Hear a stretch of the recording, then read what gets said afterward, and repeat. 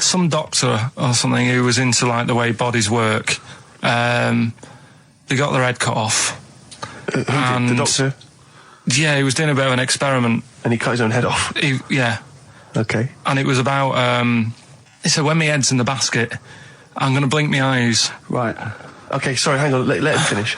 And, so the doctor has chopped his own head off, and he's told everyone, I'm going to blink my eyes. He's in the basket, and he goes like, right, I'm going to blink my eyes about, as many times as I can.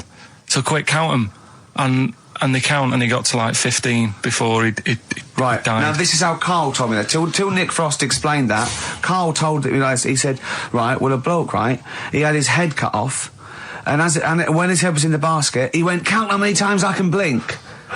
And I went, well, that's rubbish. He went, no. And Nick went, well, no, he actually said, when my head's in the basket. And Karl went, all right. I said, Karl, do you know the subtle difference? Do you see the subtle difference? I have to say, though, guys, I still don't really understand what went on there.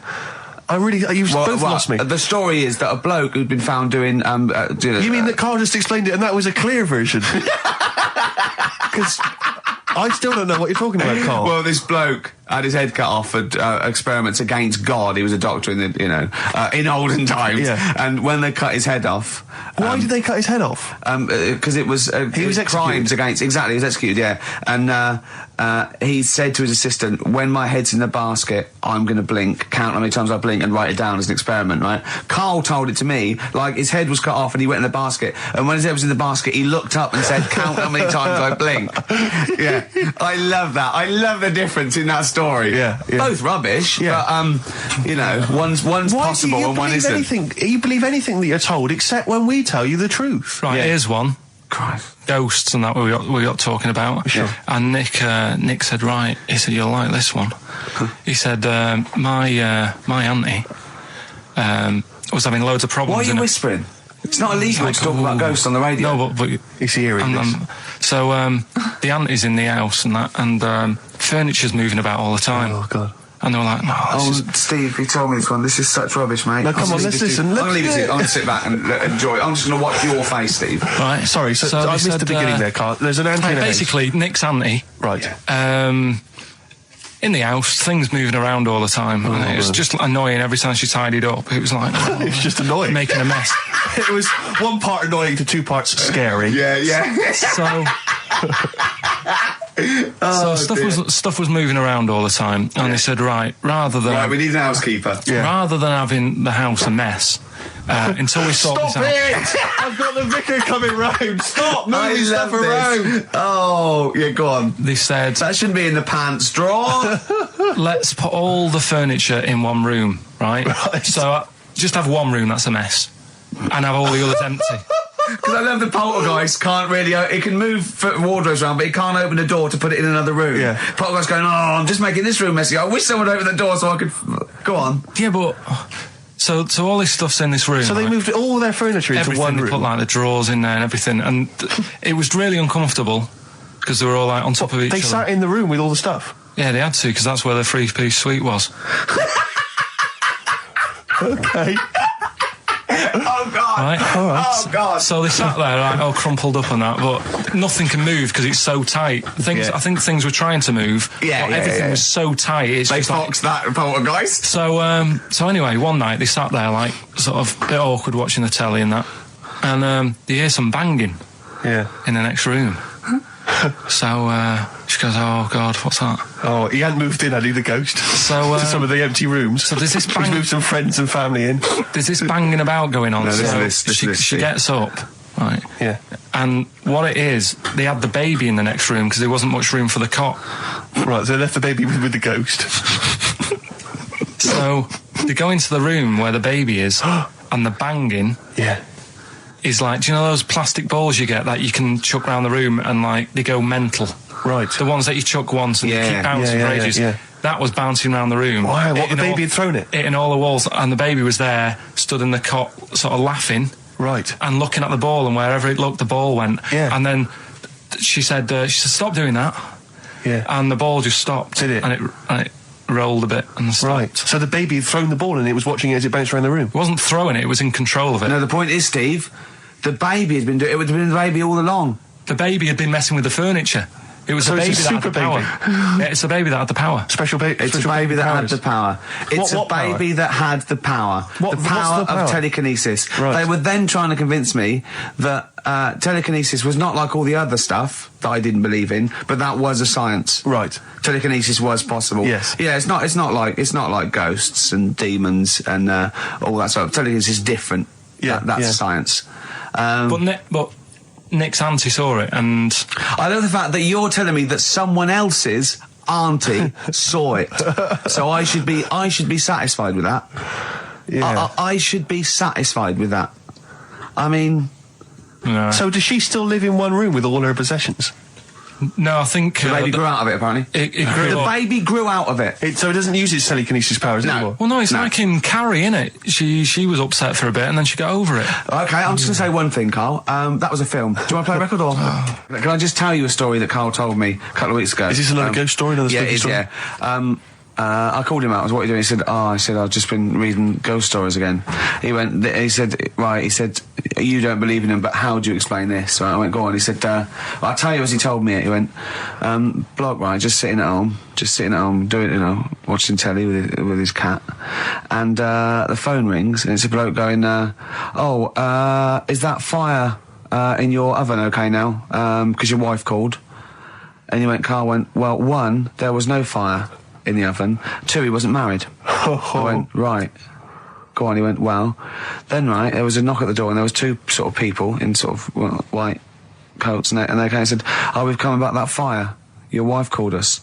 He went, 1, there isn't a fire in my oven, and 2, I'm not even married. Right? And he said, and they saw the cat and they looked at the cat. It looks a bit weird at the cat came out, nothing. He said, and then he went back and sat down, phone rings, and they said, did they sort out the fire in the oven that your wife told us about? Oh. He went, 1, there is no fire in my oven. 2, I haven't got a wife. And Carl went, what do you think of that? I went, that's not it. He went, yeah. I went, that's the end of the story. What? He went, well, how'd you explain that? I went, explain what? I thought he was going to say, a year later we got married, but she died in an oven fire. Right? I thought it was going to be that. And I went, that's what? People winding him up. Yeah, or someone did report a fire oven, and their name was Johnson, and they looked up Johnson, they got the wrong thing, it was the gas board, and they sent around to the wrong person, right? You know, he went, yeah. I said, I explained it to him, he went, yeah. Why did they look at the cat funny? Oh, man alive, Carl. This is really weird, right? I was in my house once, right, and the doorbell rang. Yeah. Right, I opened the door, and there was no one there. Yeah. Right? And then I looked across the street, There's right, and there were some kids running away. Yeah. Now, how do you explain that? Yeah. There was another time, right, where, like, I opened the door, and there was a bloke goes, you've ordered pizza. I went, I haven't ordered pizza. And I heard my mate upstairs giggling and putting the phone down. Yeah. How do you explain that? Carl, seriously, why did you tell me that story? What do you think that was weird about that? The fact that it was 3 different people. Is this all the information? Is that the entire story? It was 3 different people. Did you fall hassling asleep him and not read the about end? A fire that didn't happen, about a wife that didn't exist, and a cat that didn't look happy.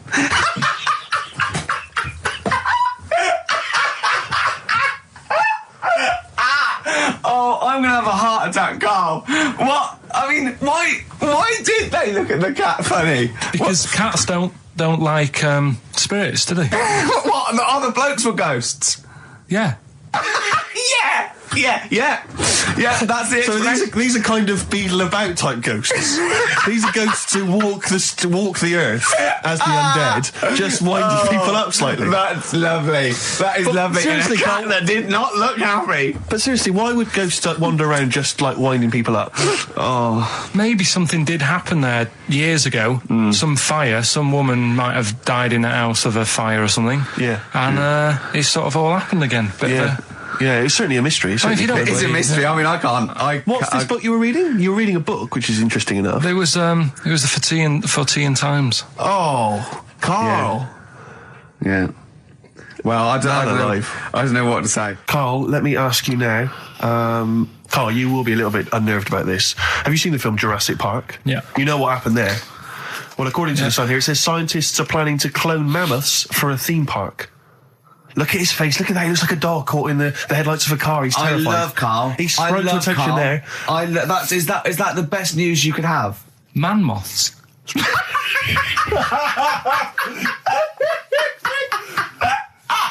Right, Yeah, man moths. I Man love moths. the fact that that's why he was so excited that they bred a man moth. What is this? Yeah, it's a human being that hides in your wardrobe and eats an entire jacket in a day. Yeah. What do you mean, man moths? Mammoths. Mammoth, the big hairy Have you heard cow of a from the mammoth? Ice Age. I mean, elephant. You're not so excited about that, then? You can take or leave bringing back mammoths to life, but a man moth... A man moth is a different matter. Oh, if we'd have never brought that up, he'd have gone and told someone now. Yeah. You know, they've bred an half man, half moth. This and is that's what how, we that's how mean. things start. This is what we mean when you hear don't- these ghost Are you stories. slightly deaf? Is that it? When you hear these stories, is it? Carl, is English your first language? Are you actually foreign? Is that the thing? yeah. Should we When speak we say slower? foreign, we mean not of this planet. Yeah. Should we speak slower? Would that be a help to you? No, go on. Next What do you one. make of that? Do you think that's Seriously, good? Would you the think that's idea good of to bring bringing back mammoths? prehistoric animals. These giant elephants. They're slow, aren't they? It's not as if they're going to like get out and run fast and they can't capture them. They'd probably be a like fence, to be elephants, honest, aren't Carl. They'd probably be a fence. they? No, but you're asking it as if like, oh, it could all go wrong, but it couldn't, could it? Well, Really? but the point was about Jurassic Park is they thought it wouldn't go wrong. They thought they had it all under Yeah, but control. that was and Have you learned dinosaurs. nothing from Jurassic Park, Carl? Dinosaurs would say, "Oh, think about it before you do it." But with a hairy elephant, it's not going to. Not a concern for you. Would you go along to see him? Would you be interested in that? If it was in the area, He's great, isn't he? I'd love a queue, Nothing right? impresses No, him. but what I'd like to do is Carl sitting like Yoda in a little cave, and I'd just like to see people like Tony Blair and Stephen Hawking's in a queue, and they go and say, "Carl, got a bit of a problem." And thinking of cloning a man and a moth. Problem? Not an issue. No, if I'm in the area, I might cruise around and have a look at it. Otherwise, just don't send it near my clothes. Oh, that's fantastic. So it's just for a second. As the words "man moth" came into your head, how excited were you? I mean, were you both terrified and excited? For the moment when you thought that they'd cloned a man and a moth? I pictured What kind of face did he have? Did he have the moth's head or was it a man's head? just a little man head. Right, what was his face? What did it look like? He just was like a bit shocked. Perplexed, yeah. Yeah, it was like he'd been grafted onto the body of a moth without his consent. And when he was asleep, Yeah, he'd woken up. he just went in to have a goiter removed, and they said, "We've He replaced woke your up with goiter with the body of a giant moth." Yeah. Is that all right, Mr. Jenkins? So he had the head of a little. Was it a little boy or a man? little man, Right. Okay. and he's just bumping into a lamp. Just running into a man. If you went into hospital and they'd done something, what's the worst thing they could do, right? What would you rather have done, right? You wake up and you've got lobster claws for hands. Right. You wake up and you've got duck's feet. Or you wake up and you've got one horn coming out of your head. The worst thing, Yeah. probably the horn coming out of my head. Why? Get in the way. That'd be useful, wouldn't it, in fights and stuff? And for like parties, people would play Well, I suppose quoits. the lobster claws would also be quite handy there. Well, listen, I'm a big fan of that TV show. It's on digital TV. A lot of people won't have it, but Inside the Actors Studio with James Yeah, Lipton. yeah. And he interviews lots of big Hollywood stars, and he always asks them these same questions at the end. Can I just run a few of them past you? Go on. Okay. So, if you could do any other profession other than the one you do now, what profession would you do? Can you just change that to apart from a paper round? Apart from a paper round. Oh, If you could do any other okay. profession, Carl. And it doesn't matter about like. It doesn't matter if you've got the skills or anything. In an ideal world, if you had the ability. Well, I think I'm about to buy somewhere, so I reckon something, using tools and like doing a bit of plumbing and that. So a plumber.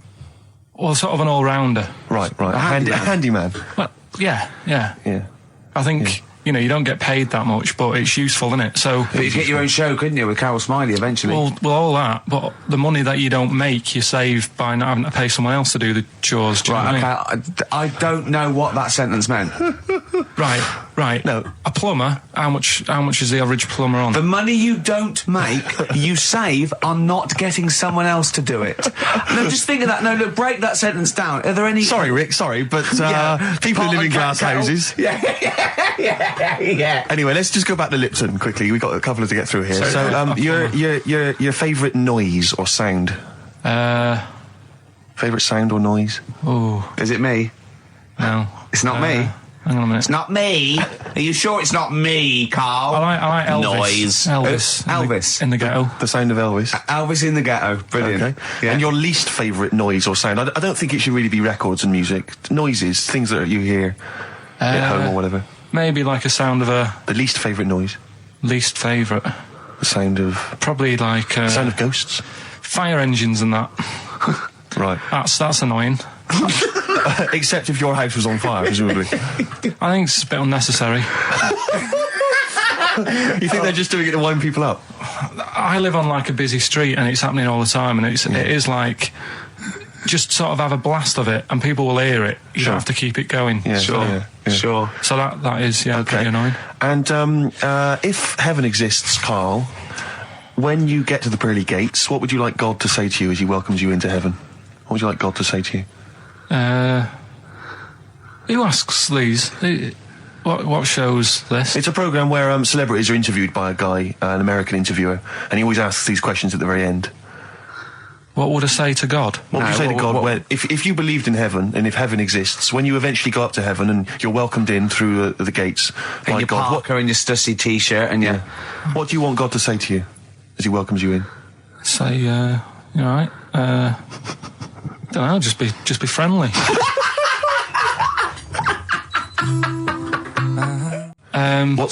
Is this something that happened to a friend of yours, or is this... No, I read about it. You read about it? Okay. There's this little lad, right? Okay. First of all, it's years ago, right? When they didn't have decent doctors in like every town and that. Yeah. And this little kid is dead ill, right? Yeah. And the local doctor... Well, there's a phone call involved, so I don't really get the impression that it's like medieval times. Yeah. Yeah. But I didn't say that. I just said it's years ago. So this kid's ill, right? Yeah. And he's lying in the bed, and he's all going funny colour and that. Yeah. And his mum says, I'm going to get the local doctor round. The local doctor comes round, and she says, so I don't know what's up with him. He said, leave it with me. Leave it with me. He said, the doctor said that. I'll have he said I'll phone up a top doctor, who was in America or something like that. And so he goes to the phone in his office and he calls America, and because it's years ago, the phone line isn't that good, it's all crackly and that, right? Yeah. So he's talking to the doctor and he's saying, I've got this kid, he's a funny colour, and he's really weak and that. I don't know what's he's not giving him much to go on. Right? Sure. So the American doctor, right? Yeah. He goes, what you want to do? And it's all breaking up, right? Yeah. He goes, what you got to do? You got to... it's all breaking up. You've got to give him some parrot's blood, right? Some parrot's blood? Well, that's what he thought he said, but the line was really bad. Yeah. He meant parent's blood, but he heard that he said parrot's blood. He said, right, I'll do that, leave it with me. I can see where this is going. He goes to a pet shop. Yeah. He says, give us like half a dozen parrots. Sure. Takes them round to the kid's house, takes the blood from the parrots, puts it into the kid's fine. The kid's fine?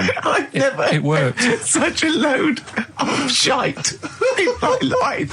I've never heard such twaddle, such just made up, enhanced, exaggerated... in my life. A load of old rubbish, Carl. I mean, when he told me this, the doctor said, what do I do? And the doctor on the other end said, give him some blood. And the doctor went, where do I get blood from? So hang on, wait, I just need to clarify. Where do I get blood from? Give him some parents' blood. Give him some parents' blood.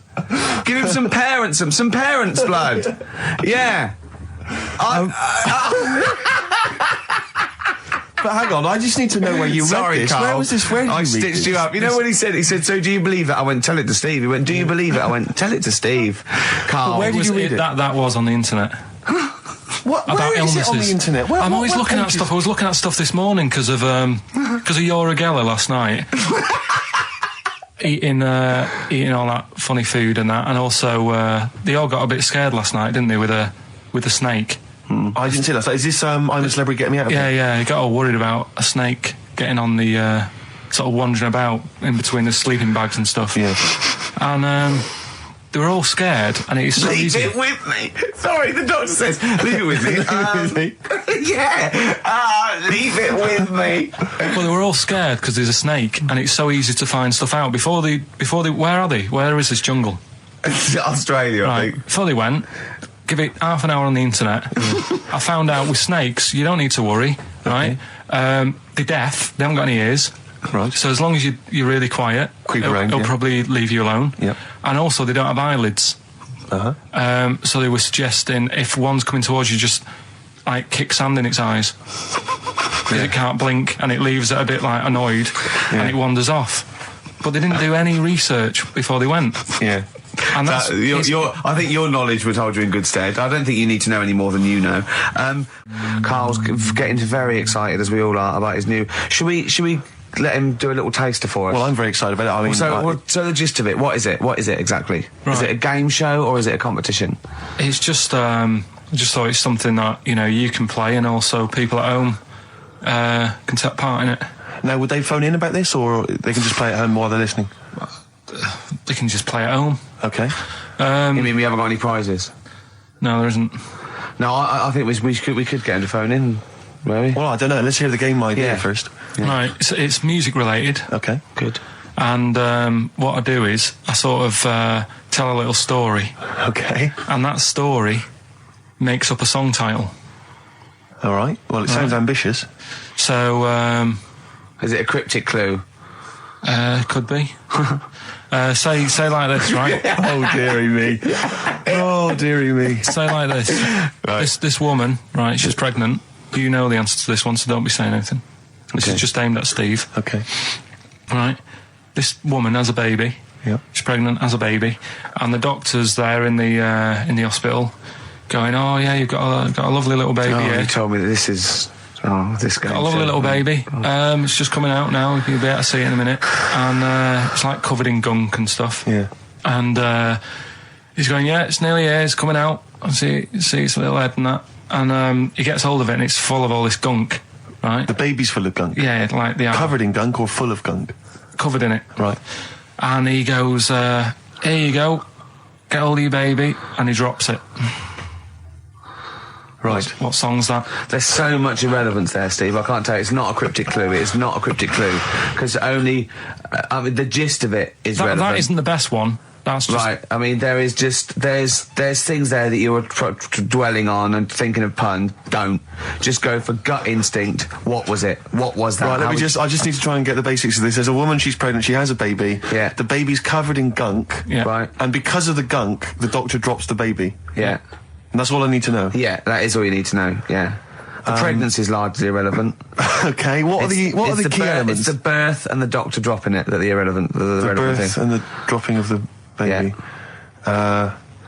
I've absolutely no idea. I can't even begin to guess. Think about what's happened here. Oh, Carl, she's had a baby. The doctor's trying to deliver it. He's saying it's a nice little baby you've got here. This is all irrelevant. Right, let me tell you this. So just to be fair to Steve, so he can get into your mind. Right, this is not a traditional cryptic clue, logical problem. This is Carl. What song am I thinking of? Right, that is Underworld, Born Slippy. I have to say, actually, that makes textbook sense. Yeah. No, that does actually. No, I'm sorry. Do you like all the story about it's all right, you can see it in a minute. Oh, it's just covered in gunk. Yeah. No, I agree there is some extraneous detail, but I have to say... Yeah. That Born was good, because it was... That's the look of it. Born was good, yeah. And Born Slippy, no, I was quite impressed by that, Carl. I have to say, no, to be fair to you, I'm not just patronising you. Oh, well, wow. I actually think that was really good, and I disrespect Ricky Gervais for slagging that off, because I actually think that was quite good. Well, let's go ahead with it then. I feel we could maybe open this up to email correspondence or the phone let's go lines. for it then. Okay, this is Karl Pilkington's new game show idea. It's just what's the song? Karl Pilkington presents What's the Song? Ladies and gentlemen, please welcome to the stage Mr. Karl Pilkington. And Karl Pilkington with his brand new show, What's the Song? What song am I thinking? No, I mean... You're nervous about this, aren't you, Rick? I am. You're worried. Well, because I've heard some of these clues before. And they're ramblings... Sometimes they're close to ramblings of a fool. right? And it really is like those "What am I thinking?" Yeah. I don't know though. I actually was genuinely impressed by Born Slippy. I have to give him the benefit. That's one of the better ones because that was short, sweet, and it worked. Some of these that you say they're not going to be quite as pissy. Some of them are like Emily Bronte novels. Now listen. We're just going to go for it then. You do it, and we'll just get people to call up because I want to see the general public's confusion of trying to work out. Why don't you give us your next clue, and then we'll play a track, and then we'll hopefully have people on the line after the track to try and answer it, and you can recap briefly. So give us your clue now for what song am I thinking of? Right, this one. It's about a woman. And she's just normal, nothing wrong with her, or so she thinks, right? But there's the twist. Is this like the Tales of the Unexpected? And she's got she's got her mates and she's having a normal life, having a good time and that. And then this thing happens, right? And she starts to stink. And she can't have a bath, right? And she really wants to have a bath. She's dead sweaty and stuff. She's going about her daily stuff. She can do everything else normal. She can eat, she can talk, everything. But for some reason, she can't have a bath. Is there a coal mining husband in the bath? Yeah. Is this Born Stinky? She can't have a bath. So a woman can't have a bath? Yeah. Is that it? Or a shower. She can't. Okay, leave it there, Rick. Don't try and guess. It's not for us to guess. The general public can phone up and ask questions, so I just go for it. I'm not sure they can they? I think so. Otherwise, we don't want just people just phoning up and I'll tell you what about this? Why don't they can ask one question? Yeah. They can ask one question of Karl, then they have to make a guess. Okay. 08700 800 1234. Have we got someone on the line now? Let's do it. Let's go for one. Let's go for one. This is edgy radio. This is letting Karl stuff. Live. Go on. Hello, XFM. Hello, I'm ringing about what's the song? Absolutely. What do you think? Well, I'm going for Dirty Diana. Dirty Diana. See, that works. That's a great guess. It does. Yeah, but it doesn't work because why can't she have a bath? Okay, so the answer is in there. I was going to ask you. Well, that's your one question. That'd be the answer. That would be the answer, I'm afraid. What was your name?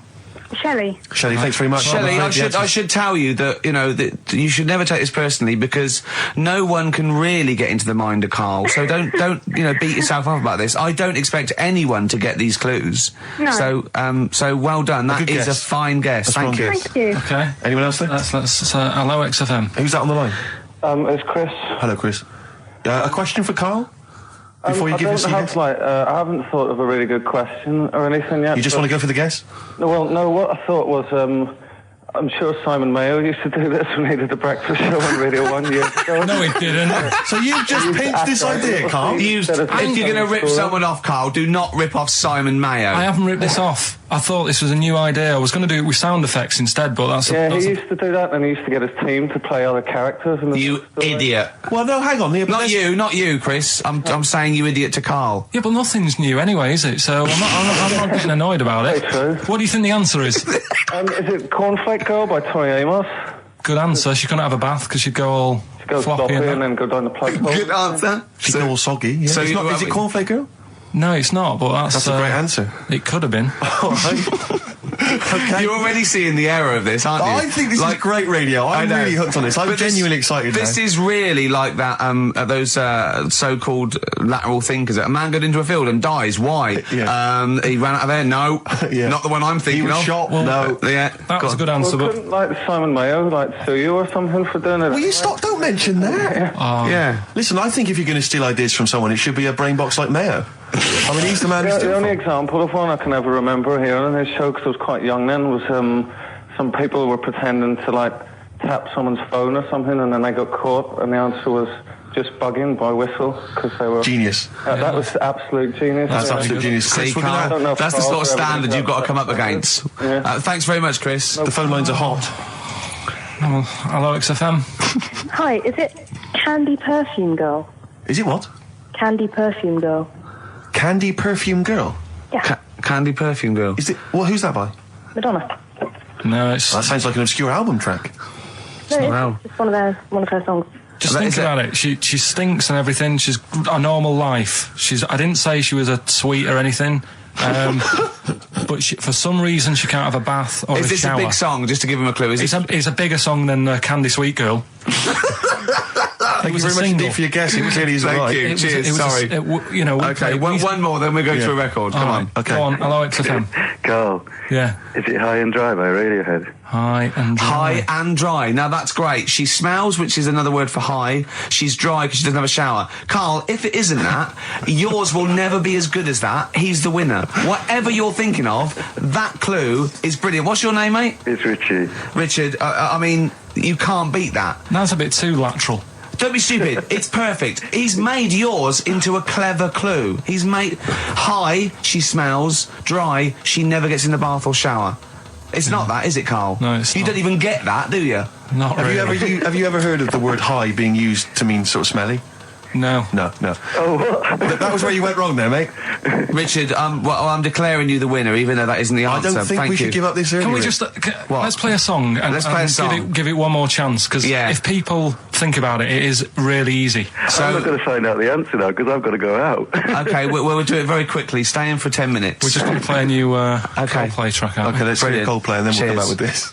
Coldplay, One I Love. That's for Nick, Neil, Olivia in Tower Bridge. Absolutely, and also Nikki from Bromley who emailed in. She's enjoying the show and she wanted a bit of Coldplay. That's the B-side of the current single. This is a great show, isn't it? We've got great music, we've got laughs, tears, we've got requests, we've got Simon Mayo games. It's just like Radio 1 for less people. Exactly. Radio 1 for less people.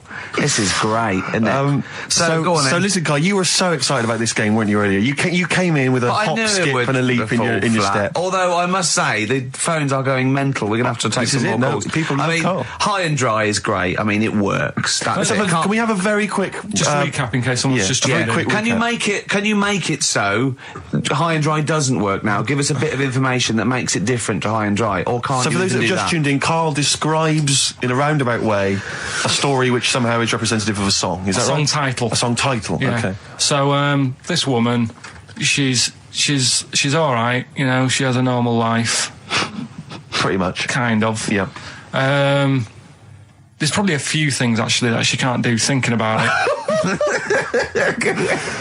But the main problem would be having a wash or having a bath or having a shower. Yeah. Maybe going for a swim thinking about it. Right. I I think water is the clue, isn't it? That's the clue. Who's that on the line? Hi there, it's Mark. Hello, Mark. Hi, Mark. Right, What do you it think? smells like Teen Spirit, Nirvana. No, it's not. That's a great guess. Smells like Teen Spirit again. It's also No. brilliant. Thank you, Mark. Well done. No, it's not that. All right. Hello, XFM. Oh, that's a dodgy mobile. Oh, that's a bit of a clue. A dodgy Hello, mobile. XFM. Oh, they've just given up. They've all been going for Smells Like Teen Spirit. They just hung up. Hello, XFM. Hi, is it She's Electric? Excellent. She's electric. It makes sense. That's fantastic. Oasis, Carl. she's electric. Why does she smell? Because she doesn't have a bath and that. Because she can't have a bath or a shower. What's your name? Neil. Neil got it. Neil got it. So, did you get it straight away? No, only during the song. A process of elimination from all the other wrong answers. Yeah, basically. So, She's electric. Rick, I have to say, you're holding your head in your hands, and it looks like you want to shoot off. But I have to say, I thought that was quite good. I genuinely thought that was quite good. But it's not a cryptic clue, is it? Because it's not. She smells. There's a few things you can't do. She's electric. yeah, but do you understand what I'm getting at? She's electric. I always understand what you're getting at, Carl. That's never been a problem in the years I've known you. Neil got it. Yeah. I have to say, Rick, I think you're down on this idea. I could definitely see that. ITV1 replacing Celebrity Get Me Out of Here. Karl Pilkington hosting. Simon Mayo on the phone. Exactly. To the lawyers. Well, Neil, there's no prizes or anything, but well done. Well done, that was well worth it. Right. Well, you go away with the award in the knowledge that you've beaten Karl. Yeah. You can secure the knowledge that you thought how Carl does. Absolutely. Well done, Neil. So let's take us back a few steps, Karl. What's the story? Right, so I did some research. Right. Let's just recap again. There was a guy you read about who had his head chopped off. He was guillotined. Yeah. He had said to the people around him, Count I am blinks. going to blink once I've had my head cut off to So show the brain that life can still... or the brain Yeah. can continue to work after Yeah. death. Okay, so we queried that. So you weren't having any of it? Well, no, possibly for a few seconds till the oxygen stops being fed to the cells because the blood has drained away. But, nothing spectacular. So Right, go on. well, along the similar sort of lines, right? This is quite a few years ago. this fella sort of upset the royal family doing something. Right, so they said this isn't good. It wasn't Ben Oughton at that Jubilee thing, was it? I can't remember what it was. And they said, right, that was terrible. We're gonna cut your head off. You know, you gotta show people like you can't be doing what you've been doing. What was this? The 1970s? When you say a couple of years ago, you mean maybe sort of... Was it the olden days when the phones weren't very good? Ages ago. Yeah. Ages ago, sure. So yeah, fair enough. Yeah. So... Very philosophical. Yeah, imagine that when you wasn't here story. This was literally ages ago. Yeah, exactly. Yeah, Simon Sharma's History of Britain. Yeah. Oh, so, and even before that, which is yonks before, when it was all mental and different. Sorry, Carl, go on. So he's having his head cough, and he's resigned to it. It's the day before. He's kind of got it into his head now that I'm not going to have my head much longer. Sure. So he said, let's make use of this. Yeah. He said, I wonder how long like the body can stay alive without my head on it, right? So they were like, I don't know. So who were? So the jailers? Whoever he was asking. These jailers with one eye. Yeah. Get out, pal. So he said, no, wait a minute, I've got an interesting scientific experiment, jailer. Well, fair enough. What is it? So he said, what I want to do, right? He said, surely it's my last right. You know, I'm going to be dead tomorrow. Sure. So let's do a test. He didn't draw it out this long, did he? Yeah, he said, let's test this out. You know, he said, do us a favour. He said, it's my last day. What I want you to do is, you're going to cut my head off. Let's put a white line on the floor. Right. And see if, because there's no point asking how far he can sort of walk without an head if there isn't a line, because you don't know what to count. Do you know what I mean? If he loses his head and he's running around all over the place, you can't really count That's that. not impressive enough, yeah. So they said, let's make a white line. Sure. Yeah. Who said this? He did or they did? I think they started to join in with him and saying, well, let's make this a... Sure. You guess it. Go on. So... they got Norris McWhirter down.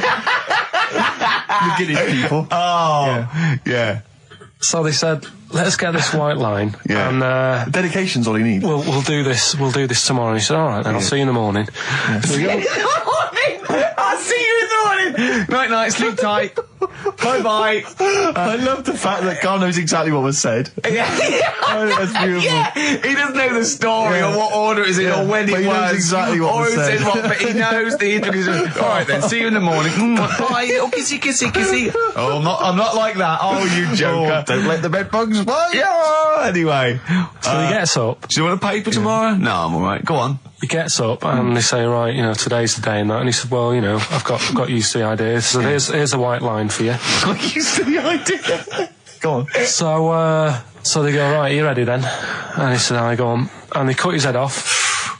And the body walked 32 steps without a head. Wow. 32 steps. Incredible. And that's the lesson, really. Did it get as far as it walked along the white line, did it? Yeah, it stayed along the white line, did 32 steps, and then started to stumble a bit, and it just fell over. Yeah. But, it was a test that your body can still keep alive for a little bit. Yeah. When you've lost your head. Absolute twaddle. Absolute twaddle. What do you reckon you can do then without an head? How many steps? Nothing. There'd be muscular spasm, right? Yeah. It would twitch a bit. You could not distinctly take 32 steps. The body don't... Yeah. Is the doctor still on the line? Yeah. The fella that bought 6 parrots. Yeah. And, you could have got 32 steps. Right, so you don't believe that. Doing a bit of line dancing. Right, you don't believe that, but something that you do believe that a cockroach can live a week without an head. It can. Slightly different kettle of fish there. Why? Wow, insect to human is what I'm thinking. Yeah, that difference. There's not that much difference in some insects. Do you know that a snake has a heart and lungs and kidneys and stuff? Go on. No, well, I'm just saying. So? You're making out as if they're a totally different, species.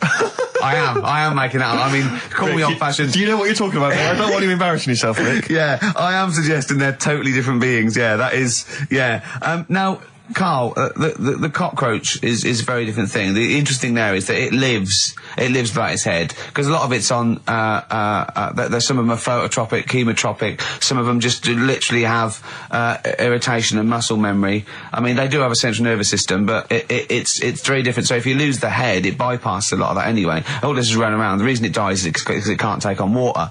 But it's very different to a man, right, having consciousness and then losing that, and the body's still going, no, I think I remember what I was going to do here. Yeah, so I'm going to carefully walk 32 steps along this white line. Imagine you just looking down going, oh, missed a bit. Yeah. Maybe the head was in the corner going, left, left, left, oh, he's now, ooh. Well, let's just put it out. I mean, if anyone listening has maybe had a relative beheaded, maybe in a horrendous car accident, but they got up, maybe they went for a walk, they had a little chat before they passed on. Carl. Get in touch. Carl, you are my favourite being. You are my favourite species. Now, you, Carl, may not be particularly different genetically from a cockroach. You are. Why can cockroaches do that? Why whoever made them went? Let's play a record. Do you know what? When I told him this fact, I send him little facts on text messages just to inflame his, interest. I just sent him a cockroach can live 9 days without its head. He texted back, "What's the point of that?" Yeah. What's the point of They're that? not doing experiments. These cockroaches. It's a boring last week to have. And he went, and on top of all that, you're thirsty. So it's the worst week of your life, isn't it? That week without your head. Play a record. Carl. Competition time next. Oh. We need some call. Look at his little face. Look at his little face. You've not heard Carl's competition. Oh, he could live without an head. You've got a real problem with Rick Waller, haven't you?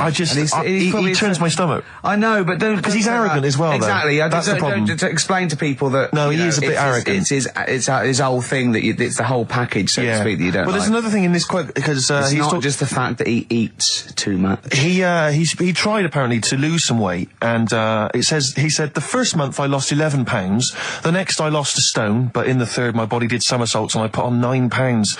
I had a slip-up. I can't say when, why, or how, but it just sneaked up on me. Yeah. I don't believe it. Yeah. Don't believe it just sneaked up on him. That body's never done a somersault in its life. No. It just sneaked up on him. Yeah. It was the cakes again. Yeah. It was the same old cakes as before. It was exactly the same problem. Sleep eating. Yeah. It's called. It was the KFC bucket again. It was the family-sized KFC bucket for breakfast. Dear. Poor man. The other thing is that I don't think that's a very good shock tactic for a doctor to tell a 20-something, well, to be honest, you've got 20 years to live. Yeah. That's not, and when I was 20, the thought of dying at 40 was fine. Yeah. I didn't want to live to 40. I just thought, oh, what can you do when you're 40? Yeah. Just laying around doing nothing. Eating cheese. And then you got there and you discovered... No, but someone said... The dream came true. Sophie here sent me something and she says, I realise you're not Graham Norton, but I had to send you this. And she sent me the top of a little cream cheesy thing, and it's the brand name is Gervais. How odd that is. Have you been... They've named a cheese after you. I think it's a big French company, and this is from the Czech Republic. It's all over Europe, and so that would be a dream come true, wouldn't it? If they named a cheese after you. No, I think it's probably ancestors, and so I've cheeses in my blood. Sure, quite literally. It literally is. Yeah. Another heavy Friday night, was it? It comes out of pores like those Play-Doh things. Yeah. I can squeeze out different shapes. Jane, bring the Stilton in. It's Friday night. This isn't fried. Exactly. But yeah, so we can't really have a go at Rick Waller.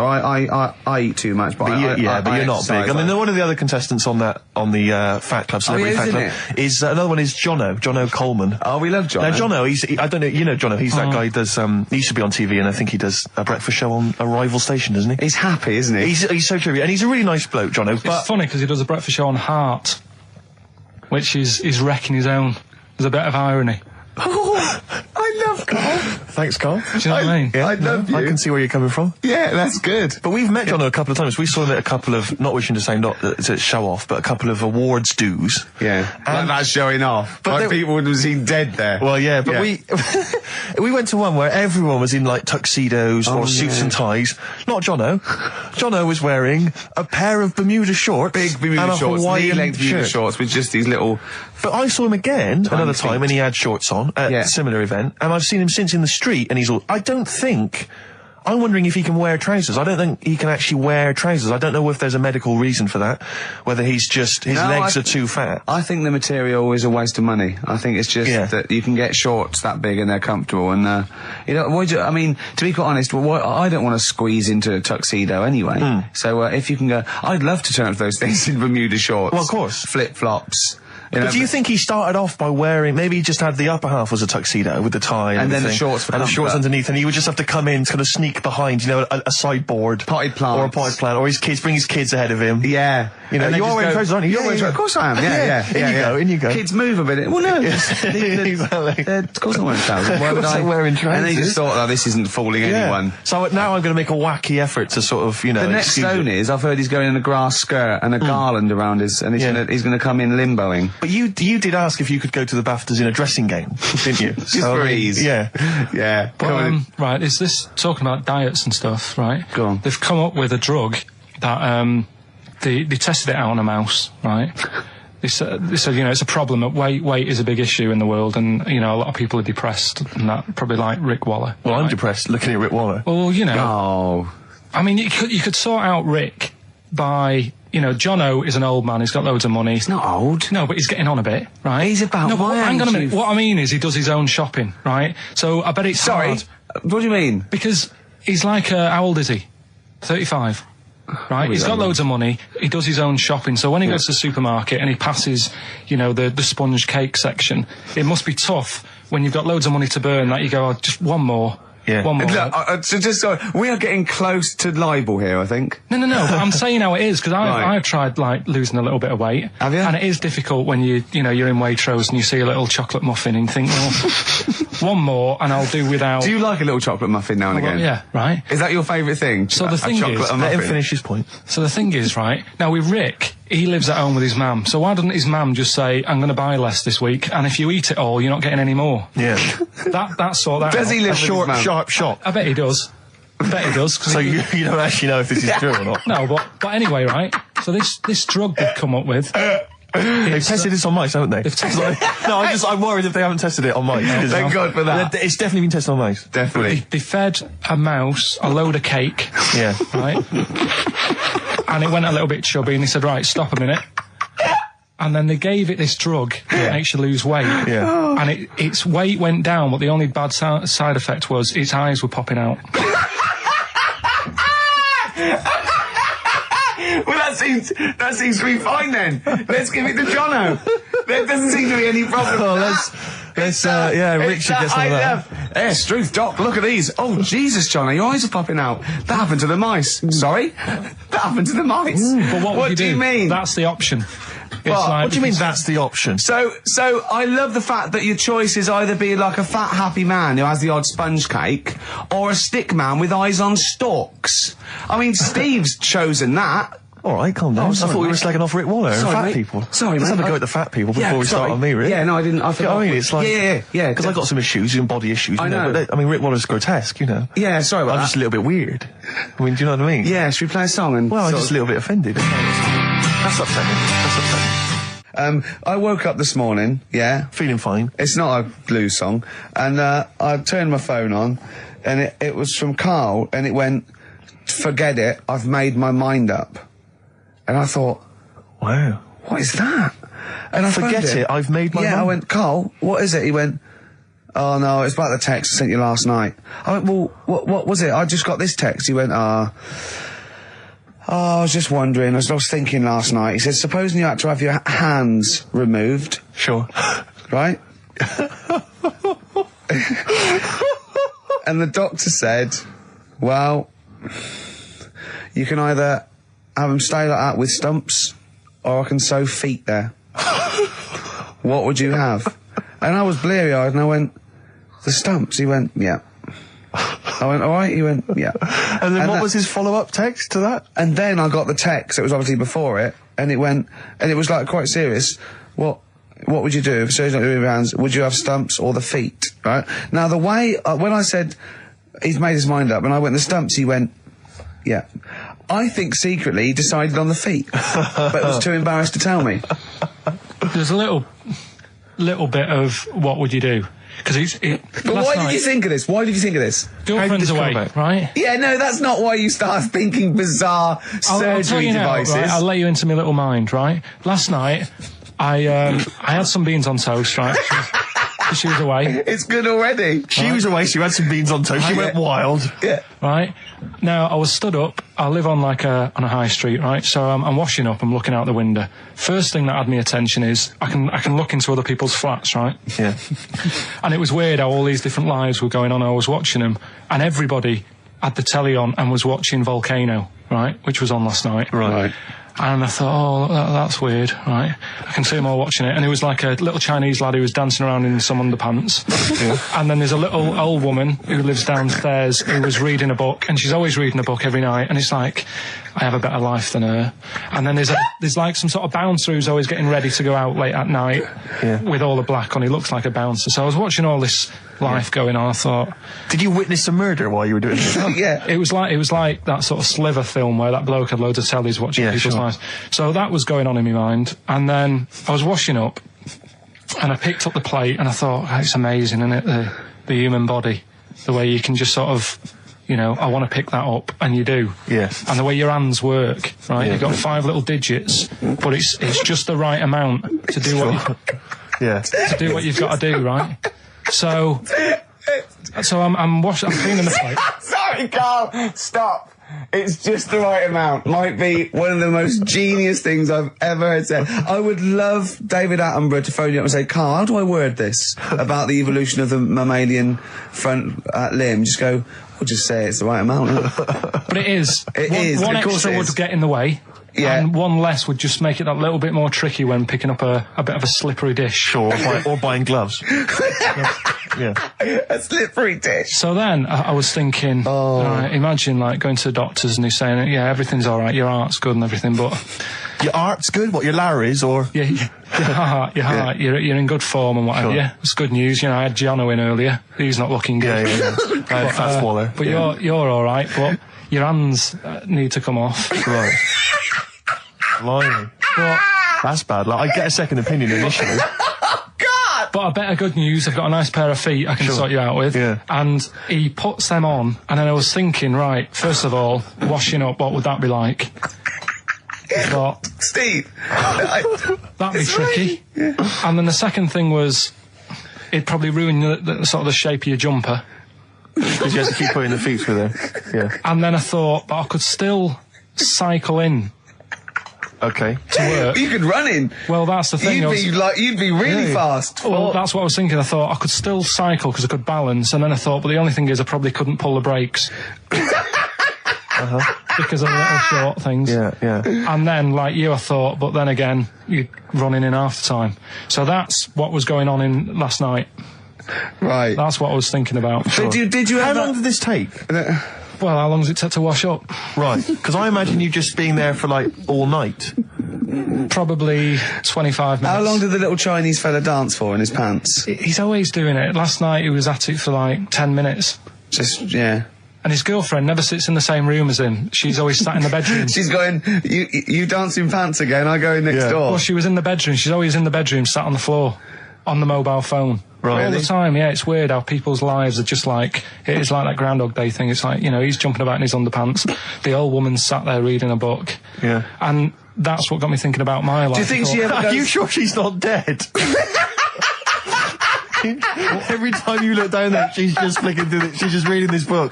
The pages never turn. She never seems to finish it. She never moves from her chair. Are you sure the Chinese her girl's cats going? Are dead around her. I'm going into next door again. That little round-headed fella's looking in. He's looking in at me. The bouncer goes, "Don't worry, love. I'll go and beat him up." But he's always getting ready. That's true. They see you staring at him, washing up, going, "I could have feet here," and they get scared. The old woman's dead. Oh, Carl, dear. can you tell us roughly which neighbourhood you live in, so that we know? It's central. Central, is it? Yeah. Wow, imagine if that little... Was he a Chinese fella, did you say? Yeah. Imagine if he was listening now. I'd love him to call in and explain his actions. Well, he might be on some other radio station talking about a lad who's always washing up and looking at his hands in a mysterious way. But do we know this doctor that would go, "Well, all right, Carl, you can either leave them as stumps or I've got a little pair of feet." Why? I told Jane this, and Jane went, Is that the only choice? Is he? Could say, "Could I have some dead man's hands?" Have you got any? Where do you get the feet from? Where do you get the feet from? Can I have? What would you rather have then? Human feet or monkey paws? Well, I mean, that wasn't an option last night. That if the doctors said... No, it wasn't an option last night, but don't forget, it's in your head, Carl. This didn't happen. I'm just saying, at the time, that's all the doctor had to offer. But, it's your head. You can go anywhere. No, it wasn't a real doctor to offer. It's in your head. You can go anywhere. You're not trapped. Yeah, but if you can do anything, then you'd say we'll sort us out some other hands. Fair point. Let's play record. We gotta come back to this. It was my birthday, right? Went home after working with you a couple of Saturdays ago, right? Girlfriend was like, open your card, and I said, no, it's my birthday on Monday, I'll open it. You obey by the rules, certainly on birthdays, birthday rule. Well, there's no point. Well, exactly, chaos leads that way. Yeah, right, so... Not an anarchist, never has been. So anyway, she was kept going on, it was doing me head in, so I said, alright, I'll open it. Yeah. So I opened it, ticket fell out. Surprise holiday to one of the Canary Islands. So... And what was your reaction? I mean... First one was we haven't got enough money for this, but I didn't want to ruin it, so... No. So I didn't go on about that, and I said, it'd be great, so I can't wait. So, did you say it in that tone of voice? Well, it was good timing, because I was tired and everything, and I'm not a big holiday fan, but the timing was right. Yeah. Do you know what I mean? It's the same as last night. I don't always like a curry, but last night... You're in the mood. You get that sort of, curry feeling. You had a feeling. Yeah, you had a feeling. You thought, and then lo and behold, later you were eating the curry. It's weird, isn't it? Isn't it weird, the paranormal? Isn't it weird? They work in mysterious ways, ghosts. Yeah. So anyway, right, the island, if I was on with you here, I'd probably say it's a bit barren. Okay. Not much there, but if you get a hotel, you guarantee good weather. Right. Are you? No, what I mean is, it'll be a good holiday. If you get a hotel, right, the weather's always good, so you'll have a nice time. Yeah, that was a comma, go on. And all that, and the food was alright, and everything was going alright. I was just having a nice, relaxing time. And how do you sort of spend your time on a holiday? You just lie around? Is that sort of holiday, just lying around. I bought a book.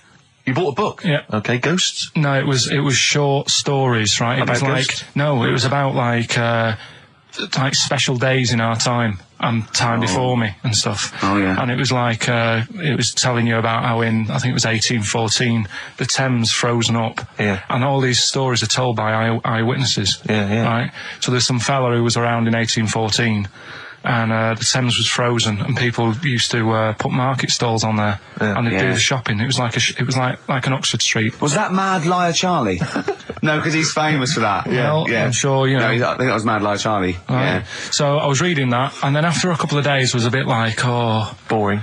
Yeah, you can only do sort of so much lying around and so much reading. So Suzanne said, let's go on the beach, have a walk. You ain't gone on the beach? Where had you been up to this point then? In your room? No, just like around the pool, just relaxing and having a swim and that. Yeah. So she said, let's go on the beach. I said, all right then, yeah. So wandered down to the beach, and first impressions are, it's all right, it's clean.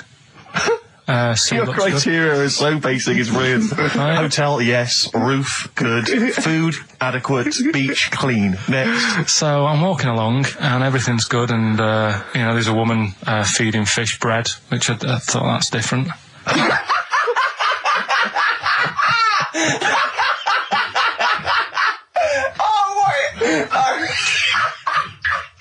I love that. He likes originality. He loves a bit of originality. He was feeding fish bread? This woman was there, like, up to her knees in water. Yeah. And she was stood there. Was that a sea? Chucking, All right, good. Chucking this bread, and I thought, what's she doing? And I stood there and watched for a minute, and there was little fish coming up, having the bread. I thought, So we carried on walking, and everything's going well, and then this fella comes towards me. Everything's going well.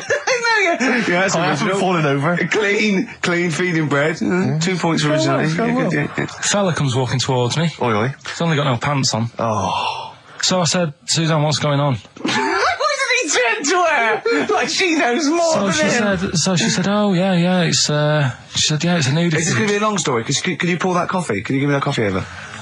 Sorry, this is really bad. Yeah, because he's pouring...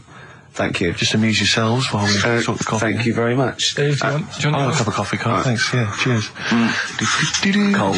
Right, good. Okay. So... Great. Thank you. So she said, yeah, it's a nudist beach. So I said, well, why, what?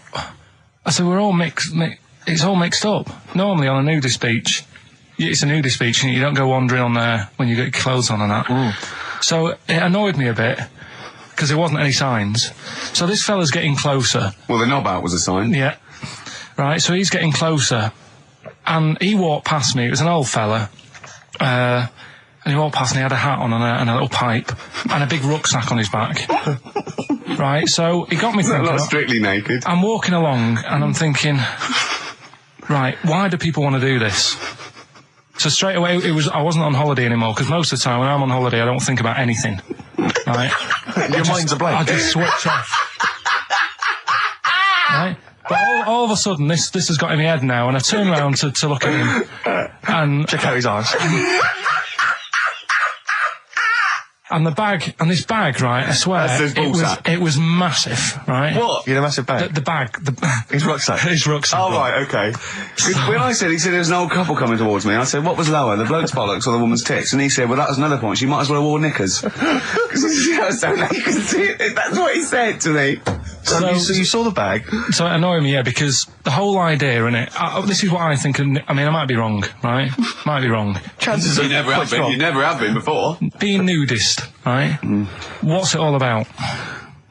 So I'll tell you, on that point, Carl, let's play a tune, let's come back and we'll discuss... What are we going to play? We'll discuss that very issue. We've got some ideas, we did chat about this last week, Carl, in your absence. Alright, well, we'll play the Coral. Okay. It's a good one, this. Yeah. Coral, Dreaming of You, on XFM 104.9. I'm Ricky Gervais, with me Steve Merchant and Karl Pilkington. If you just joined us, Carl is walking down the beach, and a man has just passed him with his knob out. Yeah, his testicles out and his huge bag, apparently. Right. Now, we'll sum this up, you know, quick, because we did talk about it last week. You know, you did call me and tell me some of these things, and we sort of mentioned it last week, but you just want to say just give us your thoughts on nudity. Well, what I don't understand is, right, nudity, I thought it was all about, you know, sort of being free. Yeah. Natural, letting the breeze, you know, blow around you and that.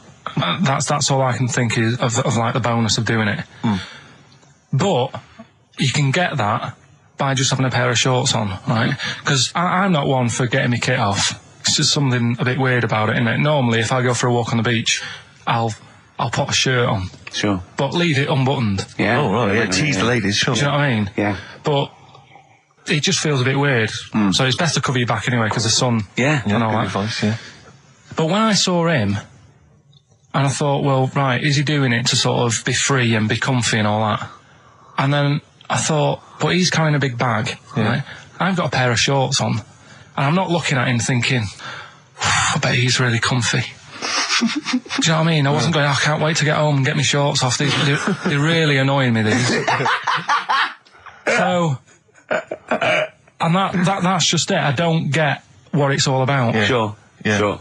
Well, okay. Well, my advice to you is don't go to nudist beaches again. Well, I didn't go again. Got some new ideas for you. Go on. Well, they've all been blinders in the past. Go on. Did you do any competitions when I was away? Did we? I think we did, didn't we? Did we give away a DVD? Did we? Yeah, we did. Yeah, go on. Yeah, right. Go on. Anyway. Well, I thought some... This isn't like radio, is it, as we know it? This is just people talking. If the mic's on, it's luck. Yeah. If anyone's listening, I've no idea what they think of this show. It's not a show. Not in the traditional sense. No. Okay, then you're going to change with that kind. Because a show suggests a certain form of presentation. Yeah. A certain pride. And when we do present dare I say it, some planning. Yeah, and when we do, it's ruined by him pressing the wrong button. Yeah, but I've got some planning here. Go on then. Quizzes. What I did was, when I was on holiday... Yeah. Right, you said, you know, come up with a new idea, right? So the best way of coming up with ideas is sort of... thinking. Sort of nicking a TV show name and then twisting it a bit. Yeah. So... Or just rip off Simon Mayo's idea completely. That's good advice for anyone out there. I didn't... Yeah. If you're interested in ideas. Carl is presently running a course writing for TV. Yeah. And that's the lesson one, isn't it? Just rip something else off. Just do an idea and change the title slightly. Yeah. Well, go on. This one I haven't really got I don't know what to do on the game, but I'm thinking... Strike It Ricky. That's all you've got? That's what you've come up with. How long did that take? What is that? I just thought it sounded a bit like Lucky. Forget that one then. Yeah, forget that one. Okay, yeah, well, no, good. No, we all have hits of this. Even Spielberg's, not all his films, you know, can hit the. Go on. Right. No, okay, no, it's a good. Go on. Yeah. Do you remember Big Brother? Yeah. Do I remember Big Brother? No, go on. Big Mother, right? You call in. If your mum's heavy, you win a CD. What do you mean? How can you prove that? All right, forget that. Right, ER. Here's one. Right, ER. Good one. No. Yeah, no. The Price is Right. Remember that? Yeah. Right. The Price is Ricky? No. The Rice is Right. And what I do, I read from an Indian menu and a Chinese menu. You tell me whether you have pilau or egg fried. He's a genius, isn't he? He really is a modern. That one. Go on then. Let's go into this one. Let's not cross this off right away. Go on then. What you read from what? Well, I'll get a couple of menus from like an Indian and a Chinese takeaway. Yeah. And I'll go like, chicken korma. Well, could I just suggest that as it's an Indian, it'll be pilau, and anything you read out that is... Yeah, but you don't know which one I'm reading from. What, the chicken korma's Indian, isn't it? Yeah, so you go pilau. But then Well, you might as well say Indian or Chinese. No, because then the name wouldn't work. The Rice is Right. Okay, yeah, I forgot you're working for the title backwards, aren't you? Okay, yeah. I'm so confused. I don't know where I am or what day it is. A programme that they've been in on Channel 4, right? Can you cross that out? We're not doing The Rice is Right I either. don't understand The Rice is Right. No, go on. I'll tell you that later. We'll have a game in the office, right? A game that they've been in on Channel 4, but has got really big viewing figures. Well, obviously not. Right. Or they wouldn't be binning it. Go on. Do you know 15 to 1? Yeah. They're getting rid of that, right? Are they? I'm thinking 15 Taiwan. Get some items that are made in Taiwan, right? Get 15 items, and I say what they are, and then you go, oh, I bet it's the vase. Or something. That's the one that's made in Taiwan. Yeah. Just explain that again very quickly. No, don't go. Alright, Cross it out. Forget that. Cross it out. 15 Taiwan. Right. Go on. This is the one that I've prepared for, because I think this isn't daft, this is good. Let's play a tune and let's hear it after that. Oh, God. I'm very excited. Are we going to play it after that, or are we going to say... No, you can explain it after it. I'm very excited. Could you hear that again? It's fantastic.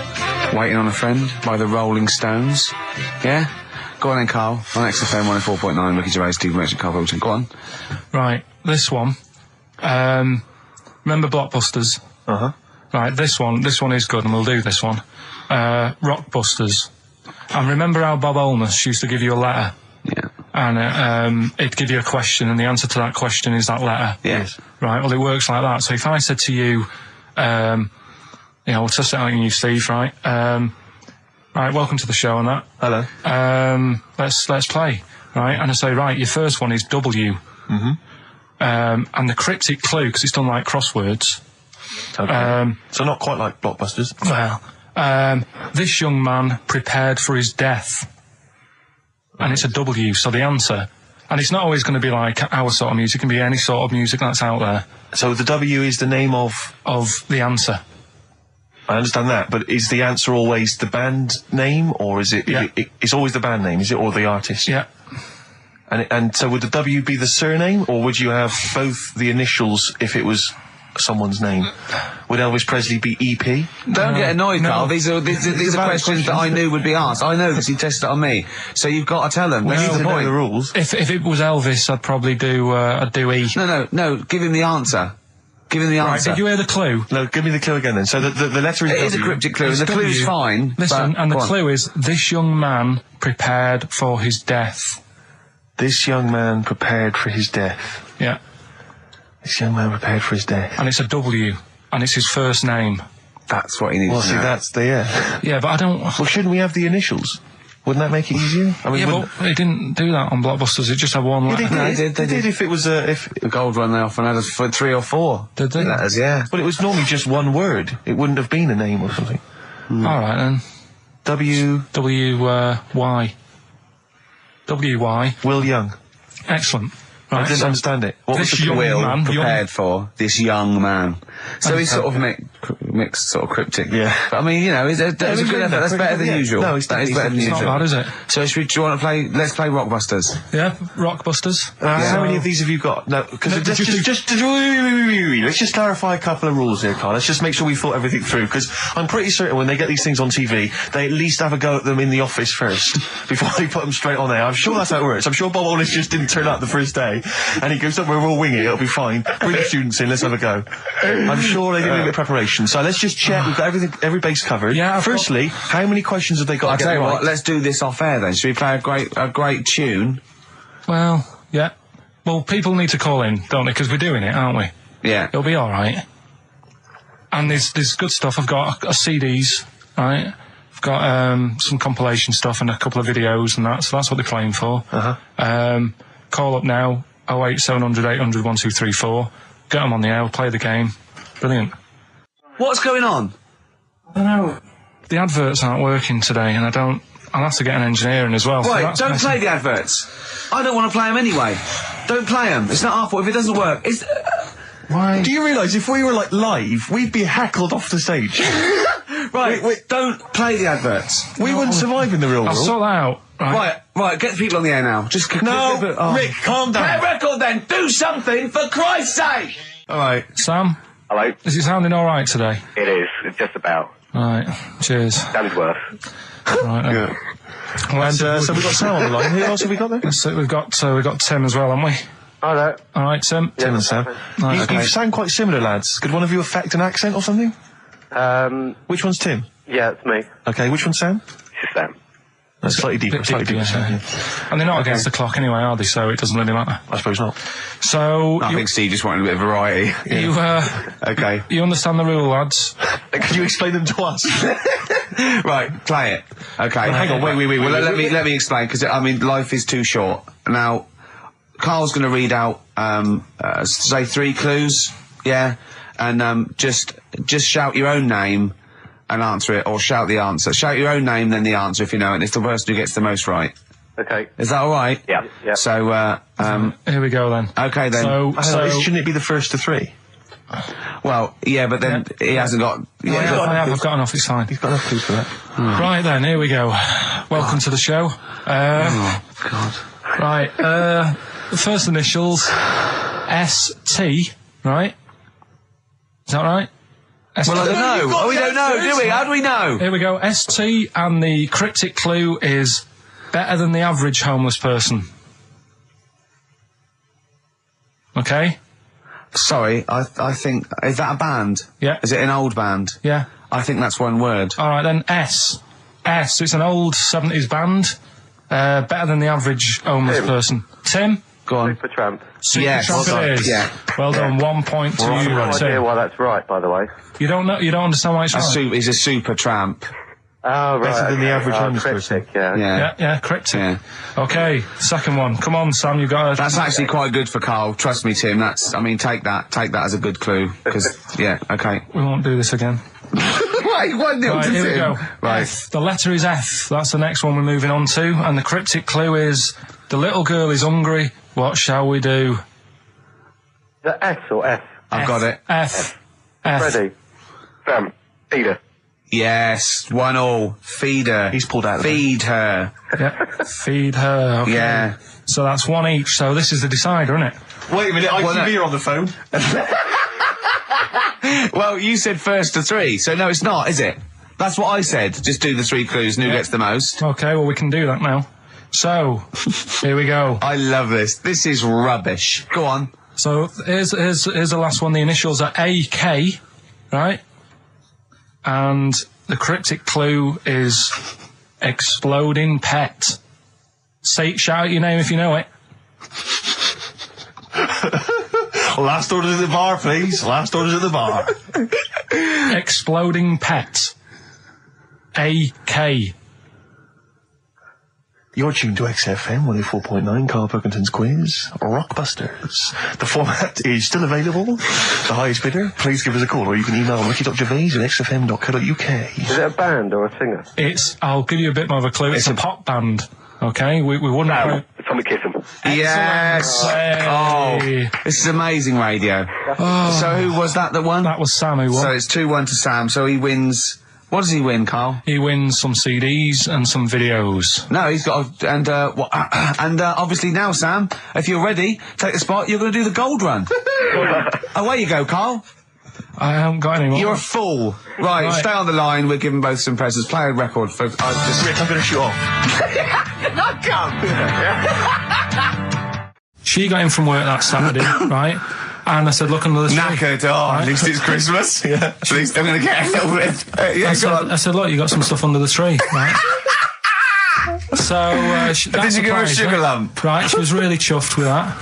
But she said she was a bit puzzled because I didn't know we had any wrapping paper, right? So I ended up using wallpaper. You didn't take it off the wall, though? You had some... No, it was some left over, right? So she said, why have you used wallpaper? I said, well, I didn't have any paper and you were getting in a bit and I wanted you to have a surprise. So she said, can I have a feel of them? I said, no. Presents. You thought, right, I've got the right thing. Yeah. Right. And then Christmas Day, I said, no, don't get carried away. It's nothing really good. You know, we said we weren't going to buy each other much. So there you go, open them. Yeah, go on. And can I just ask, had you received your present from her yet? Yeah. So what had you received? What did he have? Had some shoes. Nice. Right. Getaway game for PlayStation. Nice. I'm just totting up the value of this. Go on, yeah. And just also think about how much fun and pleasure you get from them. Yeah. Although, of course, condoms, I can see the the appeal. Well, okay. So I think also add to that bit 150 quid for a meal. If you're going to start totting up, 150 quid for a meal. I bought some shoes, 72 quid. Yeah, that was after the event, though. Doesn't matter. All right, so you received these, dare I say it, thoughtful and nice gifts. You handed over the box of condoms. They were wrapped up. She unwrapped them. Yeah. Go on, take us through it. Walk us through it. Well, it's not something you play with on Christmas morning. Oh, God. Oh. But when she opened them, what did she say? Well, I wrapped them twice as well, so she thought it was something really good. Extra protection. Right. And, so she thought it was something really good. And then... the disappointment would be doubled. Yeah, go on, yeah. Then she just opened it and went, oh, yeah, so what's on the telly? And that was that. Ungrateful. What an ungrateful woman that is. Well, fancy not wanting... I told her... A box of economy condoms from Boots. I said to her about the thing about, you know, it's all about the surprise and that, innit? Yeah. You explained that to her? Yeah. What, after she'd unwrapped it? Yeah. Thoughtful. And she was all right about it. Yeah. She understood. Rick, you know I suggested to him that he buy his girlfriend a gift. I'm worried I've done more damage to the relationship by suggesting that than if he had just forgotten. Next time you've got to go shopping for her yourself, Steve. I think I might do. You've better go shopping for her yourself. I'm glad it's all over, though. It's mental. Yeah. It annoys me. The whole thing annoys me. And she knows that as well. Yeah. She should know. What, she still insists on having Christmas once a year? Well. Wow. I'm you know... No, but well, anyway, what did you get? I can't think what you bring to the relationship, Carl. I don't know what it is she's getting from you in this relationship. It's like she's doing all the work. 80 times. Oh God, Carl! I love it. You're brilliant. I know what she's getting. He's the. What? No, he's not thoughtful. No, but he's thoughtful. He's the best he can do with the brain he's got. Do you know what I mean? Right. He's doing his best. He's absolutely doing his best. There's no... He's working at the limits of his powers. Do you know what I mean, though? He's done as well as he can with what he was given. Sure. Yeah, and that's admirable. Yeah. It's like, I think he's done better than you'd expect. I bet his teachers didn't even think he'd get this far. Do you know what I mean? What, find a girl? No, well, yeah, a job, a girl. Yeah. Do you know what I mean? Clothe himself. He's done really well. What do you think, Carl? You think you've done well? I think I've done all right compared to some of my mates. What are they doing now? Probably not that much. Do you know what I mean? Mrs. Matthews said I wouldn't be an high flyer. I think I'm doing all right. Yeah. Do you know what I mean? I have a holiday every year. Got somewhere to live and that. Yeah. Got a new flat, haven't you? Yeah, so where are they then, the condoms? Did she show them to her family and friends? No. Take them into work? Look what Carl's I'm surprised she told Ricky, actually. I was a bit disappointed in that. Yeah. Because I didn't go shouting around. Well, she was so excited, Carl, clearly. She was just so pleased and proud. Yeah. All right, play a record, we'll come back to it. No, that's it now. Streets, Don't Mug Yourself, XFM 104.9, Ricky Gervais, Steve Merchant, Karl Pilkington, a regular Santa Claus. I'll leave it now, I'll leave it. Oh, dear. Right, listen, right, yeah, New Year and all that. He's great, isn't he? Rockbusters is on the way. We're getting some good stuff coming in. I have to say, I'm amazed. Every answer I've had so far has been correct. I listened to the clues. I've got no idea, and I know you, Carl. I spend time with you. Have you seen the XFM listeners? Well, of course they're the same as Carl. Sure. Of course they've got the same mindset. Yeah. Oh, right. So what did you do for New Year instantly? Well, I cocked it up a bit. Right. You're joking. You're joking. You're joking, mate. Go on. I went and booked a table. You got the wrong day. No, right? booked a table at a restaurant that was shut. Right? What? I booked a table at a restaurant, and the one that I called, it wasn't the one. The call had been diverted. So Suzanne said, call them up and see what they're serving, right? Because I forgot to do that when I booked the table, right? That's great, anyway. So because the thing is, right, it's a restaurant in Covent Garden, but they've got one in Victoria. But when they answered and they said, no, Victoria, I thought that was the person who was answering the phone. Do you know how some people say the name? Right. So then when I called them up and said, what you thought he sounded a bit funny. Right? So... I'm confused, Carl, but probably not more. Well, it was no more than you would have been. Okay, it was a branch of a. He doesn't want to give the restaurant away, so he phoned it up. There's one in Covent Garden. They answered the phone. It's not, the restaurant's not called No. No, they said no, Victoria. Why can't we name the restaurant? I don't know why. It's not libelous. Are we scared that are you scared people are going to sort of see you in there because it's your regular haunt? No, it's just that you got to pay for stuff, haven't you? Right. I mean, it's... Okay, anyway, so you've I wouldn't mention it before New Year, but it's not... So did you go all the way to the restaurant to find out that it was closed? No. What happened is I called... Was that the name of the restaurant again? Right, the restaurant's called Christopher's. They've got one in Covent Garden, they've got one in Victoria. He phoned up, he went to book, it's a lovely restaurant, I've been there often, I recommend it to him. He phones up, said, can I have a table for New... He said, no problem, sir. Right? And then, Suzanne said, oh, you better call up, see if they've got any haddock on the menu. And he went, hello, and they went, hello, Christopher's. Victoria went, Victoria? They went, yeah. He went, oh, no. That's it, innit? So then I just said, no, forget it. I'm not going all the way over there. Right. So I cancelled it, right? So then I called up Suzanne and said, look, I've made an error. The place we were going to is shut. Was she surprised again, or? So we're not going. So she said, oh, try some other places. And I did. They were all booked up, right?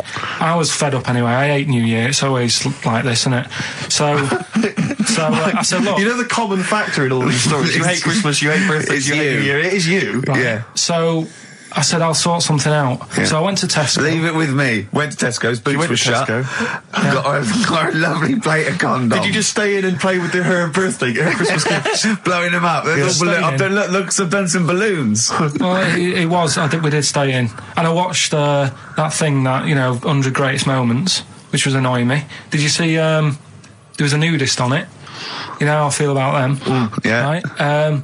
Did you see him? Man with two knobs. There was a man with two knobs on it, and a nudist who just wanders about the house. But it said, and when he visits people, I was thinking, who lets him visit? I go, exactly, But you must go there with trousers on and go, hello, lovely to see you. Go, just pop all these off. Well, not really, no. And I tell you what annoyed me the most, they had a white sofa. If you were a nudist, you'd get a darker one. Right? So anyway, right, so we ended up watching that. That annoyed me. And then I was tired by about 11, and I said, oh, let's go to bed. And she said, you can't. And that annoys me, the fact that because it's New Year, you got to stay up. And it's like, well, why? Can't we just... They should bring it forward, so in case you want... To quarter to 10. Well, you stay up, and it's like my eyes were dead heavy, and I was like, oh, I want to go to sleep. So just stay up, and then it's midnight, and you go Happy New Year, then you go to bed. Yeah. Well, not everyone, Carl. Some people have a little party. So it's over with anyway. Yeah. Sorry, are you 86 years old? It just gets on my nerves. Do you ever enjoy it? You never seem to have any fun, Carl. This is what disappoints. This is what worries me. I feel like you're going to die. You're here, you're here, Carl. With us two, we've got three. As I was just saying to Steve, three of the greatest comedy minds ever in one room. And Steve pointed out, since the goodies. True. Do you know what I mean? Well, I mean, it should be Party Central. Yeah. So anyway, right, so this is when I spent time thinking of new ideas. Right. We've got Rockbusters, that's rolling. There's people coming in, they're getting them right. I don't I don't understand it myself. As ever, Rick, you'll be amazed and confounded. So I don't know the answer, and I haven't looked at the answers. I just like that moment. It's like when you go down Christmas and you're excited about a present, and it's like some condoms. You know what I mean? Well, I love that. That moment. Yeah. I don't know how he's going to top that next year. I don't know how he's going to top that. All I can think of is some corn plasters. Right. It's all right, love. The batteries are included. Got you a pumice stone. Right, now, and then we went on to a whole thing about homeless. He wants to do a game show with celebrities being homeless for a week. What do you think? Actually, I've got to say, that's not bad at all. It's not bad, is it? No. Right, do you know how, like, Lenny Henry went to the jungle? Yeah. Right? And you've got, who else did it? John Lumley made slippers out of a bra. Right? So I'm thinking, like, get a celebrity and say to him, no, just because, I'll tell you why, right? I'll tell you why all this came about. When I was walking back from that Christmas meal that I bought my girlfriend for 150 quid. Right. Lest we forget. Right? I was walking down Mortimer Street and there was a homeless fella there, and it was like, oh, you know, it's really, really bad. But the weird thing is, it was about, I don't know, probably about 8 o'clock. Yeah. No, about 9. Right? And he was asleep. And I just thought, do homeless people ever think, you know, I think I'll have an early one tonight? Right? That's what got me thinking. It's a bit weird, the whole lifestyle of it, the fact that he had an early night. So, the fact, what, if it's a bit weird that he's sleeping not in a home, but on the street? No, it's just that if I was homeless, I'd probably stay up quite late, because it's not nice. Do you know what I mean? What are you talking about? Just being homeless isn't a good thing, is it? No. People forget how bad it is. Yeah. Right? But surely sleeping gets you out of reality. They sleep because they're tired. They can't sleep very well, so they need all the sleep they can get. Yeah, but sleeping's nice if you've got a nice big bed. What, you think that they can go, I'll stay up, I'll go to bed at 2, I'll go straight to sleep, and I'll pop up at 8 when the alarm clock goes off? Well, that's just what I was thinking. Right? So I was thinking how bad it is, and it's, you know, especially this time of the year, you know. Yeah, it's terrible. It's the really worst thing. And to sort of give it some publicity and get a bit of help behind it, get celebrities, someone like Phil Mitchell, maybe, off EastEnders, who's a big fella, he can look after himself, put him in a shop doorway, have some cameras set far away in a building or something, they can film him, and it's up to him how he raises money for food to eat. He could sign autographs. Well, they wouldn't know him though, would they? Because you never look at a homeless person. You get, what's her name? Gail Porter. Yeah. Gabby Roslin. Right, yeah. Narinda from Big Brother. Yeah. Who else would do it? I got a game show idea. Les Dennis, I reckon. I got a game show idea called On the Game. And what happens is, you get Narinda from Big Brother. It was your girlfriend's birthday, wasn't it? Earlier in the week? Or last week? On Monday, yeah. And, I mean, obviously it was a triumph with the stuff you got her for Christmas. The condoms. The box of condoms. Box set of condoms. Oh, yeah. Not just the singles, the whole set. Yeah, a complete collection. Brilliant. So what did you go for this time? What did you get her? Yeah, but... No, but it's her birthday. How long have you been together? About 9 years. Okay, so, oh God, it must cost you so much. No, but it starts getting tricky, doesn't it? Because I spoiled her a lot in the first few years. Yeah. So then Here's a packet of rubber bands. Enjoy them. Oh. Well, it's what she wanted. Okay. I mean, you're making out as if... No, everyone wants paper clips. Come on, what did you get her? Got her a new pair of gloves. Right. All right, well. And? What, nice leather ones from Selfridges or Harrods or something? They were good ones, the sort she likes, so... They weren't... Well, they weren't the little woolen ones that she had.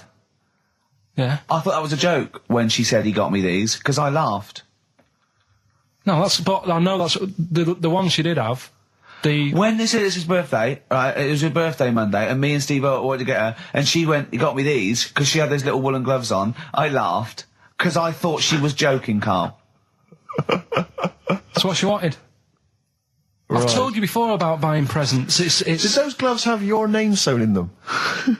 And a piece of string that ran over the back of your duffel coat? You know, I've never been into getting presents and that. I had the problem at that Christmas one, that time with the Victoria Plum. Yeah, we'd hate that. We'd hate to bring that back. We've done that. Because you talked about the book, because it's kind of to do with your dad, isn't it? He's a very bad gift buyer, was that the problem? Well, yeah, my dad just wouldn't bother.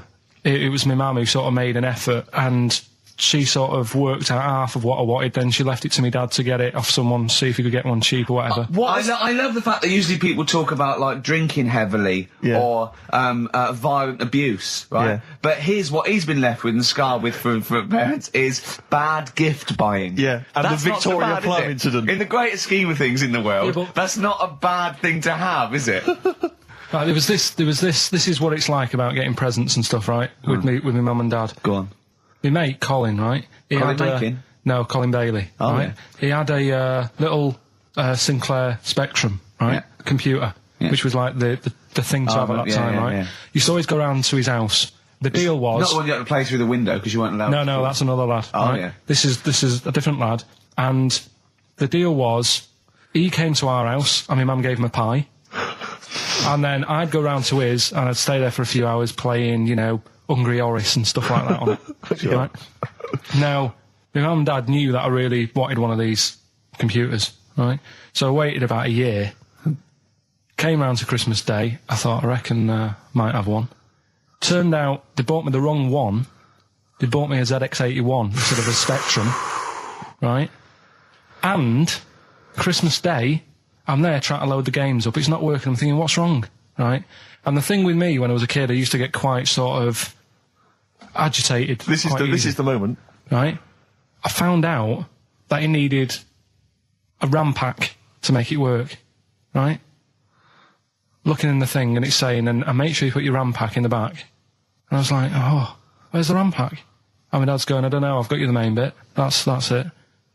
So, I was that wound up, I just was sick, right? Just sick. I didn't feel sick or anything, I just was like, oh God. Went to the sink, just sick. Because I was that on edge about it. I said, come on, we've got to get one. And my dad's like, Tandy's shut, we're not gonna get anything today. Ruined again, Christmas Day. That was after the year when my train set got blown up by our kid. The following year, no RAM pack. And now you ask me why don't I get good presents? He's scarred. He just I'm gonna die. Honestly, I'm gonna die. He's just being sick. Yeah. There's no RAM pack. What? Did you get to the bottom of it? Why wasn't there a RAM pack? You have to buy them separate. Oh, right, okay. What do you mean I can't play Frogger? Oh no. So, wasn't there another incident when you threw up? Spontaneously threw up? Through sheer anxiety? I do get it. It's not so much now because I've relaxed a bit, but as a kid I used to be quite on edge all the time with certain things. Do you think that's what happened to your cat that kept being sick? That it didn't get the food it wanted? And it just threw up? Do you remember that? Yeah. God, so they shaved it. Yeah, but again, you see, the cat thing, I mean, it's mad. I was thinking about it the other day, right? I used to think I had quite a normal upbringing. You didn't. Right? And someone was talking Your about the mother cat. once told you not to go to school because it was windy, Carl. It was not a normal upbringing. The cat was being sick, so she shaved it, so it was easier to clean. Right, well, my mum and dad went on holiday, right? And I stayed at the Rosses down the road. Oh, yeah. Only a kid, must have been about 5 or something, right? And I was always running around in the house. I had a lot of energy as a kid. What the Rosses did, they had this cat that was dead violent, the most violent sort of angry cat I have ever witnessed. A tiger. It was honestly, Steve, if it was bigger, it would have been, because it was just always having a go at you. Yeah. If you went to pat it on the head, it went to bite you and stuff. And what they used to do with it, to stop me running around, I'd sort of be running around, and then I'd get a bit tired, and they'd say, have a lie down on the settee. So I'd lie down on the settee and I'd nod off. And what they used to do, I'd wake up and I'd put the cat on my belly. Right? So I'd be scared to move because it's like it's going to get me. But it would keep you there. It kept me there, and it used to sort of slaver on me, and they'd sort of, go out or whatever, and I'd be lying there. That's not normal, is it? Carl, sorry, were you created by the Brothers Grimm for one of their fairy tales? What kind of a life is that? A cat paperweight to keep Carl in place. He keeps blowing around. It's windy. We'll have to weigh him down. Be careful. Your mum probably told him that it's a windy day. You got to get something heavy on him, otherwise he just gets blown into the road. God bless him. Well, were you on Richard and Judy yesterday? Right. Yeah. Tell us about that. It was good. It was good fun. Yeah. It's a bit surreal. Is it? Yeah. It's nice. That's nice though. There's something charming about them. Do you know what I mean? They go off on tangents. They sort of digress. They suddenly think of something. She suddenly go, "Oh, my jumper's itching" or something. You know. Yeah. And it's quite charming. It's not annoying at all. Yeah. And I'd never seen them do it through before. And I hope I didn't insult them because I said it was like an adult Blue Peter. Right. But in what way? Well, they had a Christmas wrapping competition. Right. Then they had a Christmas wrapping competition. And then they had that wasn't them doing kind of hip-hop. Then they had what the French people are like. There was didn't quite understand that living in France. Then they had a woman who relived an Elizabethan Christmas. The bit that made me laugh was she was sort of announcing this through an Elizabethan microphone and PA to all the people sitting around dressed. I'm a bit confused. This sounds fascinating. It was good though. And at the end I said, next week I'll be washing a tortoise and that. Yeah. And the producer said, if you do want to make something for the show, we'll definitely feature it. So I might make some of those things that you spoke on Blue Peter, like sending sort of, I remember they made a chest of drawers out of 3 matchboxes. Yeah. For Barbie doll or something, or Action Man. Roll Over DJ by Jet on XFM 104.9. I'm Ricky Gervais, with me Steve Merchant and Karl Pilkington. All right, Karl? Yeah. Bit miserable today, Karl. Let me explain why. Go on. Steve, and to you, the listeners. Well, we came in to a big bunch of stuff. Dropped off was it Becky from Marks and Spencer? Just like lovely stuff. Food, presents for the cat, books, just, to Ricky and Steve. Ricky and Steve who do the show, right? Ricky Gervais and Steve Merchant. GQ presenters of the year. Creators of The Office, right? Award winning. Carl's looking over. I go, well, maybe, it's not for you, no.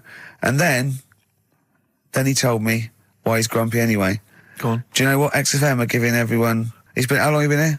About 6 years. What are you getting for Christmas from XFM? 2 CDs. Is that of your choice, or do they choose them? There's a list of about 30. Right. Tell them what you chose. 30 CDs. I've gone for Kings of Leon album. Yeah. And the best of Bob Marley. Haven't we given them away in the past or something? Or you could have burnt them off, couldn't you? You could have done copies. Illegal, but you could have done that anytime you wanted. I don't think Bob Marley minds if you bootleg his CDs. It's out of order though, isn't it? It is bad. Although is that always the case? Has it always been the truth of all the time you've been here? No, it has been better than this. Yeah, although you do get paid quite well and you do have an easier time. Yeah, but don't give me the CDs then.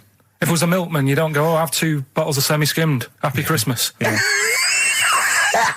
That is a valid point. Do you know what I mean? Have you complained? Who is it who made this decision? There's no point. No point, is there? Why? Just no point. I don't like moaning anyway, just... Has it come from up top? Is it from the capital people? Just everyone. That's what everyone gets. Yeah. Yeah, but will Christian get 2 CDs for getting up at 4:30 every day for about 5 years? And keeping this station afloat. Probably. Yeah. So, that's why I'm a bit fed up. What you listen to first, Marley or Leon? Well, you have a bit of Marley. I'll tell you what Marley's good for, as well. You're going to have a little beach holiday, aren't you, over Christmas, going to Lanzarote? Listening to that on the beach, you'll realise how wise XFM are in the long run. You go, well, look, they could have given me 400 quid, right? Well, I'd have spent that. But this is, the legend lives on. That keeps on giving. So, you're probably, you know what I mean? Think how much what you got to think of is how much all his great songs took, not only from the depth of his soul and, all his sort of angst and knowledge and love, and then all the studio time, the marketing, and they're just giving you one that. They go, don't worry about that, Carl, have it. And you go, what? All the time we spent with Bob Marley and everything is there. You know, have it, Carl, have it, Carl. And Practice. Have that. Thanks, well done. Carry on. We're still going to pay you for the work. Yeah. That's just something on top. Here's a little piece of Bob, free. Yeah, so don't moan, it's extra. So, I didn't have to give you it at all. Play a record, you ungrateful little swine. Some people, like the homeless, aren't getting anything this Christmas. This is my favourite Elvis Costello track of all time. It's Alison. This wasn't on the list. Right. Elvis Costello, Alison on XFM 104.9. So, that's it. Well, maybe, I'll tell you what, a good idea, Carl, just beg, just ask for ask for other things. What do you want? What do you want for Christmas? You must have a big fan base out there willing to make you things. Maybe like a little, I don't know, gloves, pair of gloves. A little woolly hat. If you want to send a necklace in for Suzanne, that'd be handy. Mm-hmm. Oh, yeah. That's what she wants. Is Suzanne listening today? No, she's out. Right, okay, this is the dilemma. Me and Steve, yesterday, were trying to convince Karl that it would be a good idea to buy Suzanne a Christmas present. Okay? Now, why aren't you going to buy her a Christmas present? Explain, Karl, why you don't think you should buy her a Christmas present. No, I've told her I'll get her one, but in the new year. We're going away on holiday and that, so there's no point taking stuff away. Yeah. Going to Lanzarote next week. Just get her something in the sales after Christmas for the, Yeah. Right. Me and Steve were trying to explain to Karl that she would love it if you bought her something on Christmas Day. Yeah, but she knows now. But knows what? I've told her. So no, well, I'm going to tell you. Do you know? Right, this dear listener, this was Karl's worry. I said, I bet she's got you something, and Karl was worried in case he got her something and she hadn't got him something. Yeah, he'd be livid. He didn't want to be down. He didn't want to be a present down. Yeah. Look at his face. So buy her a nice necklace. Don't spend, just spend £100, you know, just a little token. We're going away. I'm taking her away on holiday. No, you're not taking her away on holiday. What, you're paying for it, are you? Yeah. Are you really? Well, half and half and that. Right. So you're paying for you to go on holiday? That's good of you. So the gift is your company, really? She's done all right. She's done all right. Why do you talk like you're 60 years old? And you've been working down the mines. I don't know, she's done all right. Do you go over to her and say, Suzanne, you're bloody lucky? I mean, you've fallen on your feet. Look who you've got. What? I'm not sure she has done all right. I don't want to be critical, but... Oh, dear. So what are you going to get in the sales? What are you going to get her? It depends. I'm thinking... I mean, I'll give her the choice. She can have Kingsley and old Bob Marley. Right, I'll let her decide there. Oh, dear. I can't wait to see you. Where are you going, Lanzarote? Yeah. Where's that? Don't know. Suzanne sorted it out. I said, Lanzarote. I said, is that Africa or is it Spain or Portugal? Just thought you don't know. What do you mean, don't know? I goes, well, what's the currency? Went, don't know. I said, Suzanne booked this one, did she? Yeah. I thought, where is it? Is Lanzarote African or foreign? Somewhere foreign. I was looking last night, and doesn't look that good. There was like one of the highlights of the things it says you've got to do is go and have. Apparently, they've got restaurants in caves, and that's like one of the things they say you must do. So, if that's a highlight, do you know what I mean? Right. So I'll do that. Go and see what that's like. Yeah. When you're on the beach, Karl, do you wear the very, very tight Speedos? No. Do you walk around with them? Sort of longish shorts, t-shirt on, probably with a sort of a light shirt on top of that. Right, sure. So quite wrapped up then. Covered up. Do you wear a hat? Because obviously the bald head, there's risk of sunburn. No, I just put a bit of lotion on it. Lotion on there. Yeah. Just have a bit of a wander down the beach, have a look. Yeah. See if there's any old blokes with their tackle out and a backpack. Well, lot to look forward to, so... Yeah. Well, there you go. Yeah. Well, we're looking forward to finding out how you get on. Yeah. And interested to know what she gives you on Christmas Day. More scintillating chat after this next song. All right, bit of Placebo. Yeah, love it. Special needs. Placebo, Special Needs on XFM 104.9. Email in where Lanzarote is. I don't know if it's Italy or Spain or Europe or maybe Africa. You know, these are the sort of things, these are the reasons I come into it, to at least learn something, innit, Karl? We've stopped educating Ricky, so I've stopped learning, you know, about things like the woman who ate mud all her life. I told you something before when we were in the office. What was that? What did you teach me? They've just counted how many fish are in the sea. No, they haven't. They've just done a census. A census? What, of fish? Yeah, some fellas have gone in the sea and they've got to work out. There's about... Mrs. Spratt, is this your son? No, he's a lodger. Okay, well, let's mark him down. That's 2. Oh, I've lost count. 6 million, 4 and... Oh, darn. So how many are there? About... There's a lot. Oh. Well, there are more species of fish than bird, mammal and reptile put together. Can I ask a question? That's on my DVD of animals. That's still available in the shops. Probably find it online. You'll get that slightly cheaper. $15.99. What? Go on, ask me a question. Special features of Ask me a which question. include Karl Pilkington's also on the DVD. Yeah. That's a perfect Christmas gift. Yeah. Long and Winding Road. I love that, but I don't like the way McCartney sings here. There's just one, he goes, you leave me waiting here. Well, he's always got that slightly affected But it sounds style, like Richard Burton or something, here. Yeah. But it's only one that does it, but I don't know why. I just think he likes it or wants to go back and change it. Maybe it's like... But having said that, I'm not taking away from the Beatles, one of the best bands ever. Well, yeah, good luck to Brilliant songwriters. They do well. Yeah. We've had a lot of emails, Karl. I don't want to sort of put a dampener on your Christmas, but a lot of people have been slagging off Lanzarote. One of them just said, I don't know if I can find it. It is Canaria, isn't it? It is one of the Canaries, isn't it? It's a volcanic island covered in volcanic dust. It's very windy, so you have to dig a hole to sit in on the beach, and there's hardly anything to do. That's from Mike Godham, he says, unless you like quad biking. Well, you've seen what happened to... no, don't go quad biking. No, with your little head, there's no protection at all, is there? I don't know what you're thinking. I don't know. At least Rick Mann and Ozzy had lots of hair. Yours would be like Humpty Dumpty. It would crack like a little egg. And then we'd seen there's no kings or kings horses. So, they couldn't do the job anyway. No, shouldn't really send them. They're not really qualified. Horses not equipped to put back a medical man like Neil Fox in. Yes, to mend but not eggs. Some kind of military horse. I bet he's had egg on his face a few times, hasn't he? What, Foxy? Yeah. Well, most of the series are Pop Idol. Right, Karl. Lanzarote, good or bad? Well, you got to give it a go, haven't you? Yeah, well done. Give everywhere a go. Exactly. That's what I was saying. Don't just take the word for it. I mean, if it had said an Ananova, Lanzarote shit, he'd have believed it. Sure. If he'd have overheard it in a pub, Lanzarote a crap, he'd have believed it. He'd have seen it on a website that was mainly concerned with monkeys and witches, he'd have believed it. Yeah. As it is. Everybody raves about New York, and when I went there, I thought it was rubbish. Well, you're an idiot then, because that is possibly the greatest city in the world, along with London. Subjective, though. That's why they have holiday programmes and that, innit? So you see it and you decide for yourself and that. Yeah, but you saw Venice on a holiday programme, as you put it. You went there and you went, it was rubbish, full of black bin liners. Well, it is. Right. Didn't they show them? It stunk. Didn't Judith Chalmers say that? It stinks here and there's loads of rubbish everywhere. No, she didn't. Did she mention that? Oh, that's what I mean. So it depends what you want from holiday, doesn't it? Well, yeah. So...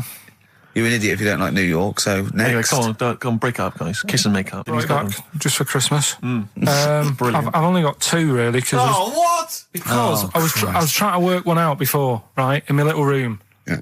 I was looking at different band names, thinking, what can I do? Yeah. Couldn't concentrate, because Ricky was in there, trying to spray deodorant all over the place. Right? Well, you should have done them yesterday. You should have shut me out. Right. So there's just two. Brilliant. Well, I've kind of got an idea for the third one. Fine, I'll have a go. Yeah. Right, so anyway, the first one... Should we play a record and come back to this? We'll do it quickly, we'll do it quickly. No, play a record. This is then. rubbish. Yeah. Rubbish. Libertines. Useless. Give me the gifts. Let me have a look what prizes you've got.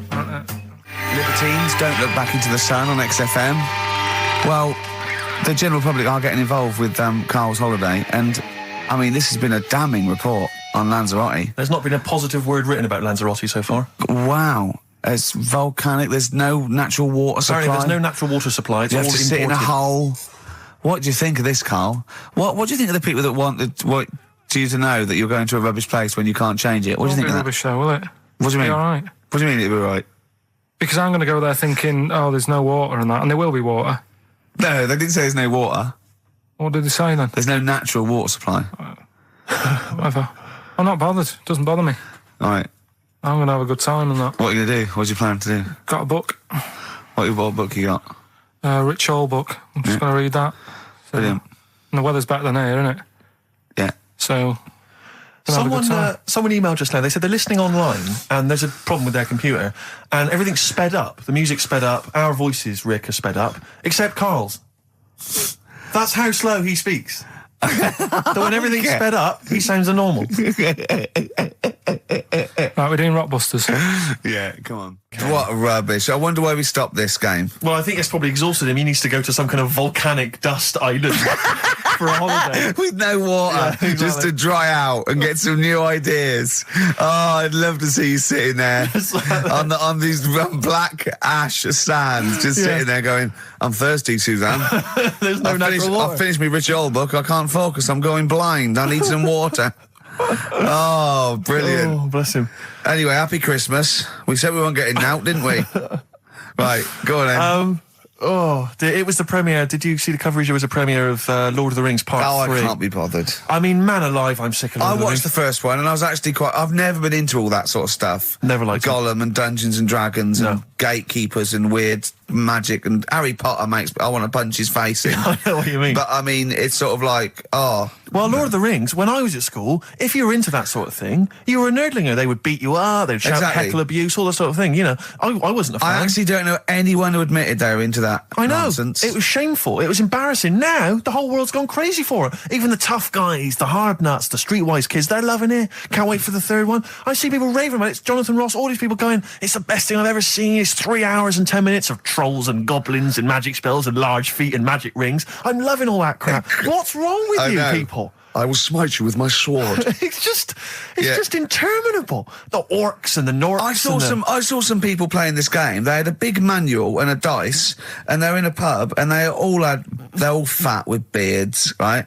And he threw a dice, and he looked down, and he said something like, outside them, 3 miles to Mumra. And they went, oh, well done. I know. I want to go and say, what is this game? Yeah. What? It's absolutely extraordinary. Well, they showed some coverage of the Lord of the Rings premiere on TV, and there were people dressed up as some of the characters. Yeah. There was a girl chatting saying, well, I just think Gollum's hilarious. What? People talking about telling me Gollum's hilarious in this new film. How is he funny, my precious? Oh, my precious. What's funny about this? I'm losing it. I'm genuinely... Is he like Yoda? I don't know what the joke is. I'm missing it all. And when the walking trees started talking... Oh, man, I love it. Gollum's the little one that looks a bit like Gandhi. Yeah, exactly. The computer-animated Gandhi. Yeah. Yeah. Is that all right? Yeah. I think that's how he's described in the book. But this is the other thing. I say, then they go, Tolkien, J.R.R. Tolkien, he's a genius. You know, he created his own language. Whoopee! Carl comes up with a new word every week that he's made up. He's not a genius. Yeah, well, the bloke, a look of frighteningness came across his face. Frighteningness. Yeah, Carl's new word. No Blue Sky, The Thorns. That's beautiful, isn't it? On XFM 104.9. Carl, you're losing your rag a little bit. What's the matter? Nothing, go on. See? What's the matter? What's the matter with I've Carl? got something to cheer him up. Someone's emailed in, Emma's emailed in, she said that for those that know, those in the know, they referred to Lanzarote as Lanzagrotti. Brilliant. He's a bit fed up. He's got 2 CDs for Christmas from a company that's he's been with for 6 years. He's a little bit grumpy about having to answer the phones. He wouldn't go and make Steve another cup of tea immediately. Selfish. Yeah. Carl, what are you thinking? Nothing. Go on, what were you doing? Come on, Carl, you're getting paid for this. Project. Out. We'll take one of those CDs away. All right. Right, okay. Are you in a film this week, Carl? We're doing that now? Yeah, go on. Get it over with. Hang on a minute, then. Get it over with. Let's get this show over with. We can go home. You can go off to Lanzarote and sit on some ash. Some charcoal. He's not happy about that. That's annoyed him. The listeners have all ganged up on him. Yeah. XFM giving him 2 CDs. We've had more calls for his resignation this week than ever before. What do you think of that, Carl? What do you mean? There's another reason. Do you know what I mean, though? Because he's grumpy. He's not just giving it. He goes, well, I can't help it, can I? I don't want it. You're being paid well to do a job. People have tuned in to be entertained, to have good songs. Me and Steve are working here. I'm pressing the buttons. I'm paid to press the buttons. That's what I'm doing. Has every CD started on time? Then why would they give you Monday off if you just paid to press the buttons? Don't get every other Monday off, do I? So have you stopped doing that now, have you? Well, yeah. Why? Because there's work to do in that. I'm not moaning about it. Let's get on with it. Right, Scrooge, right, is the film that I'm in. Thought I'd do a Christmassy one. Okay. Right? Yeah. Get people in the Christmas mood and that. Yeah, you have. Yeah, you have got people in the Christmas mood. You're like Santa visiting them. So it's you in the film Scrooge. Yeah. Which version of Scrooge? The old one. Is it? If it's just you moaning with bells, I'll be annoyed. Right, that is essentially Scrooge. Yeah. Right, Scrooge. Listen to this, and then there's some question at the end, all right. And you can win some stuff and that. Yeah. All right. Yeah.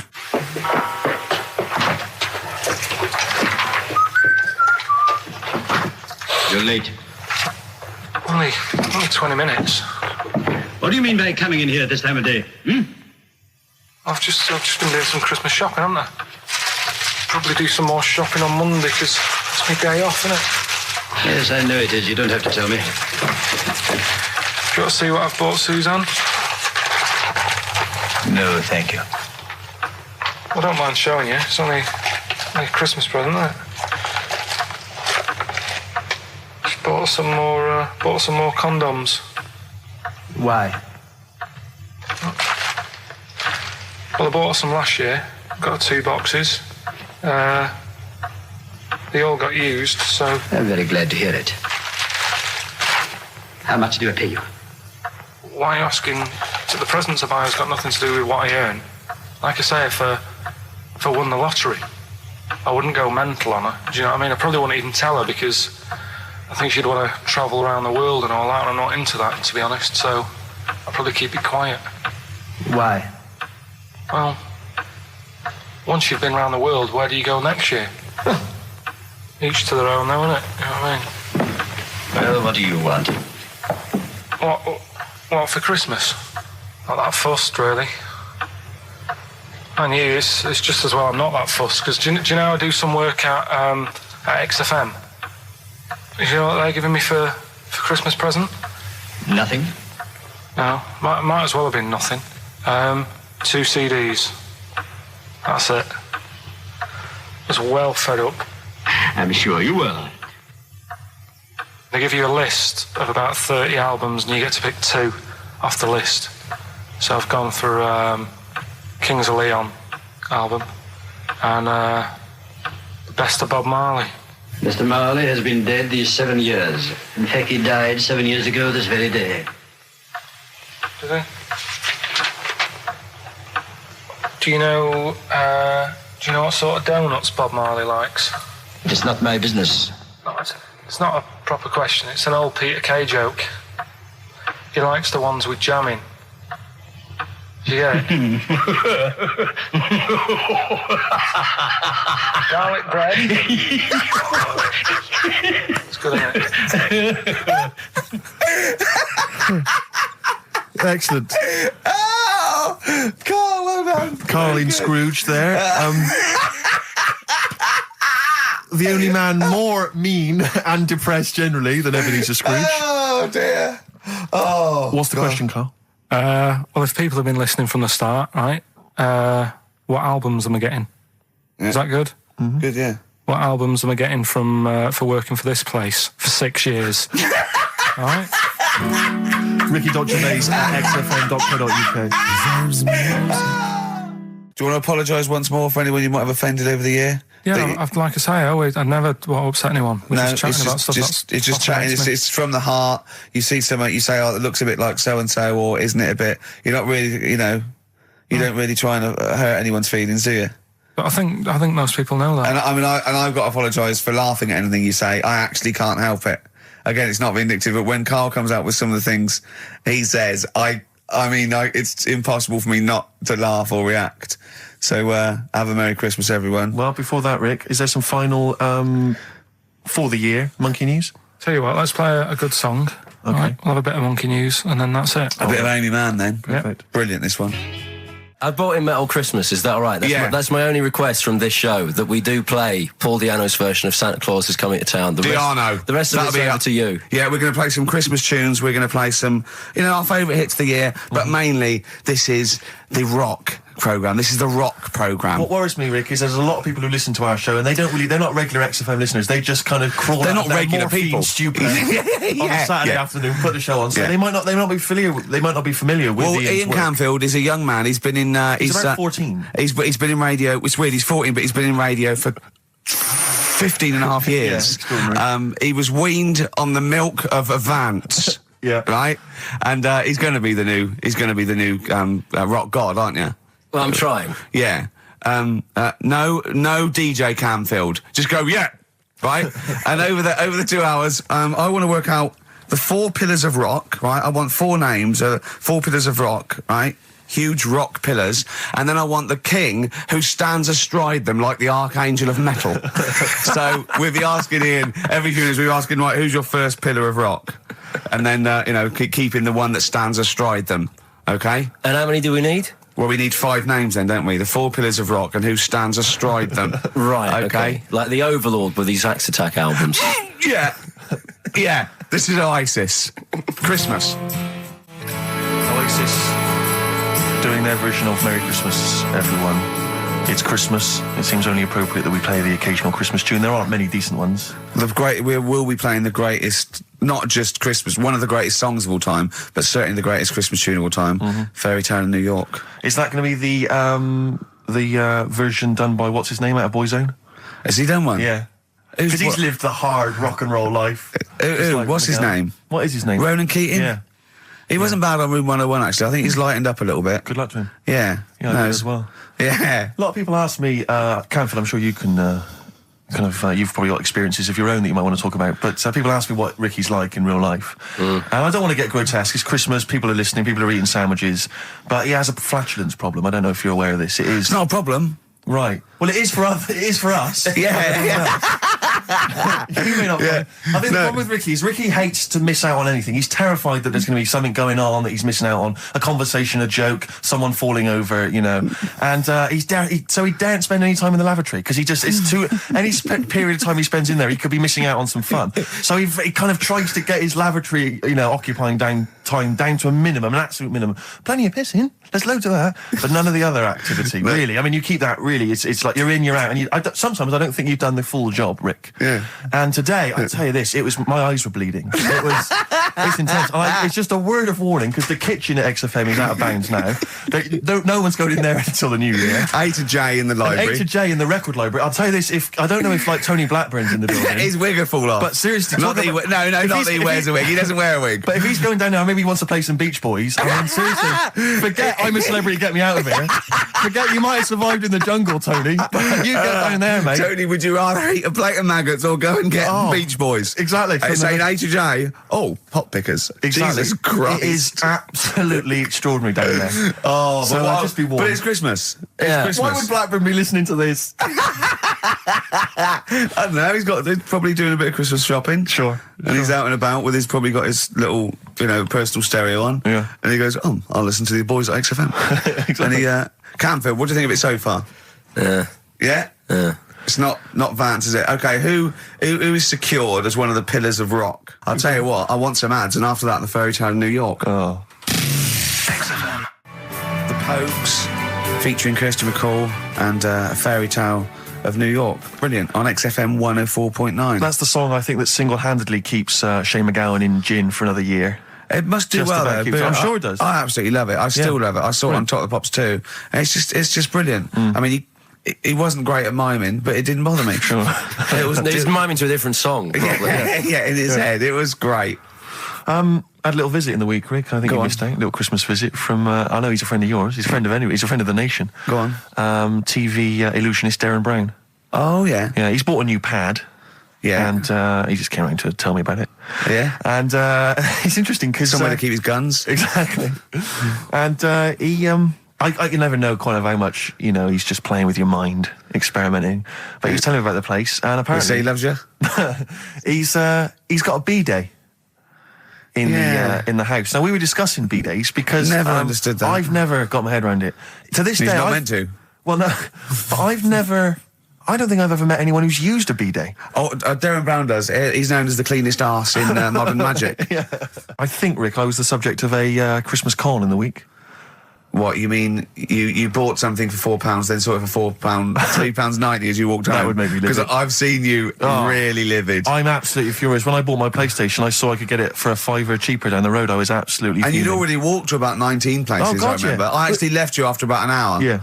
No, I do. I'm furious because I got to get a bargain. I hate feeling that I'm being ripped off. Yeah. And I'll tell you this, I'm loving online shopping. Oh, the savings I'm making, Rick. Really? It's crazy. Really? Getting 15, 20 quid off some things. Is it really? Oh, amazing. But these things, I might point out, are like Jaguars and Mitsubishi cars. Exactly. Yeah, but it's worth shopping round. No, this was not so much a con. It was a con, but it wasn't so much one of those, just a missed bargain. Yeah. Doorbell rings, answer it. It's a couple of girls. They must have been 13 or 14 maybe.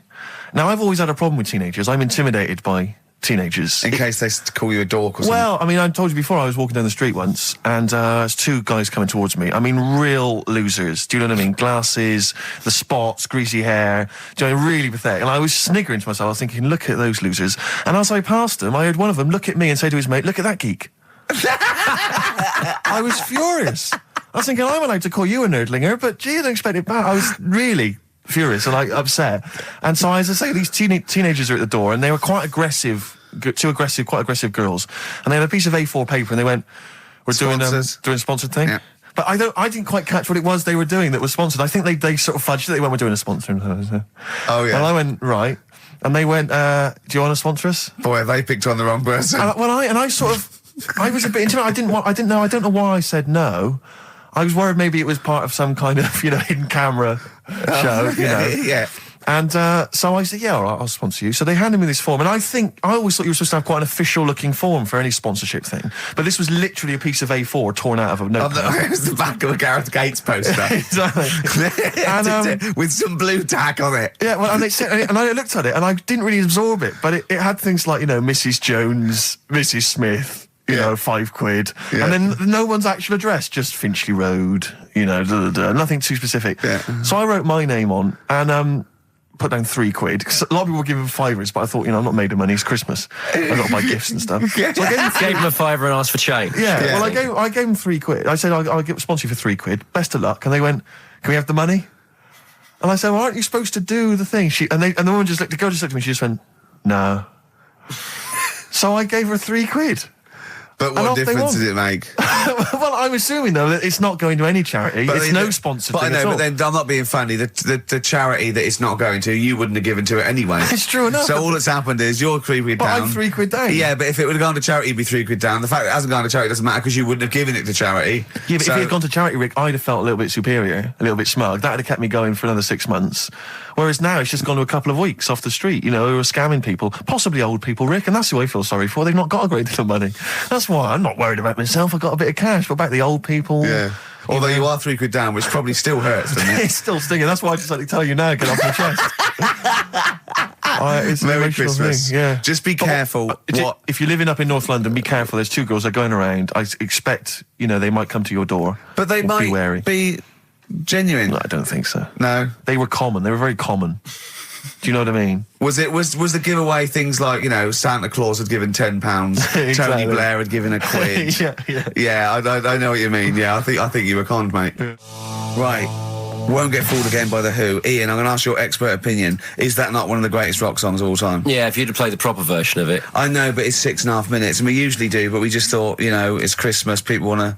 him and more Jonah Louis. Yeah, but we could have played like the full 8 minutes rather than making the show sound like strolling round to your local Asda with the Christmas songs with a little bit more racism. That to me sounds like fighting talk. You want a rock challenge, Canfield. You can't handle the truth. The trouble with that song is, don't know about it. It could sound like he's saying something to do with bell ends. Well, yeah. What? Heaven forbid.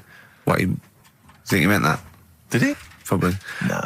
That's The Darkness on XFM 104.9. Bellend. Yeah. What other rude words are there? Cock. Yeah, that is rude. Yeah. Especially at Christmas. Especially at Christmas, yeah. It's time for families. I know. Now listen, time for family. Now, Ian. Yes. Who is your fourth? We need a lead singer in this mega group, the monoliths of rock.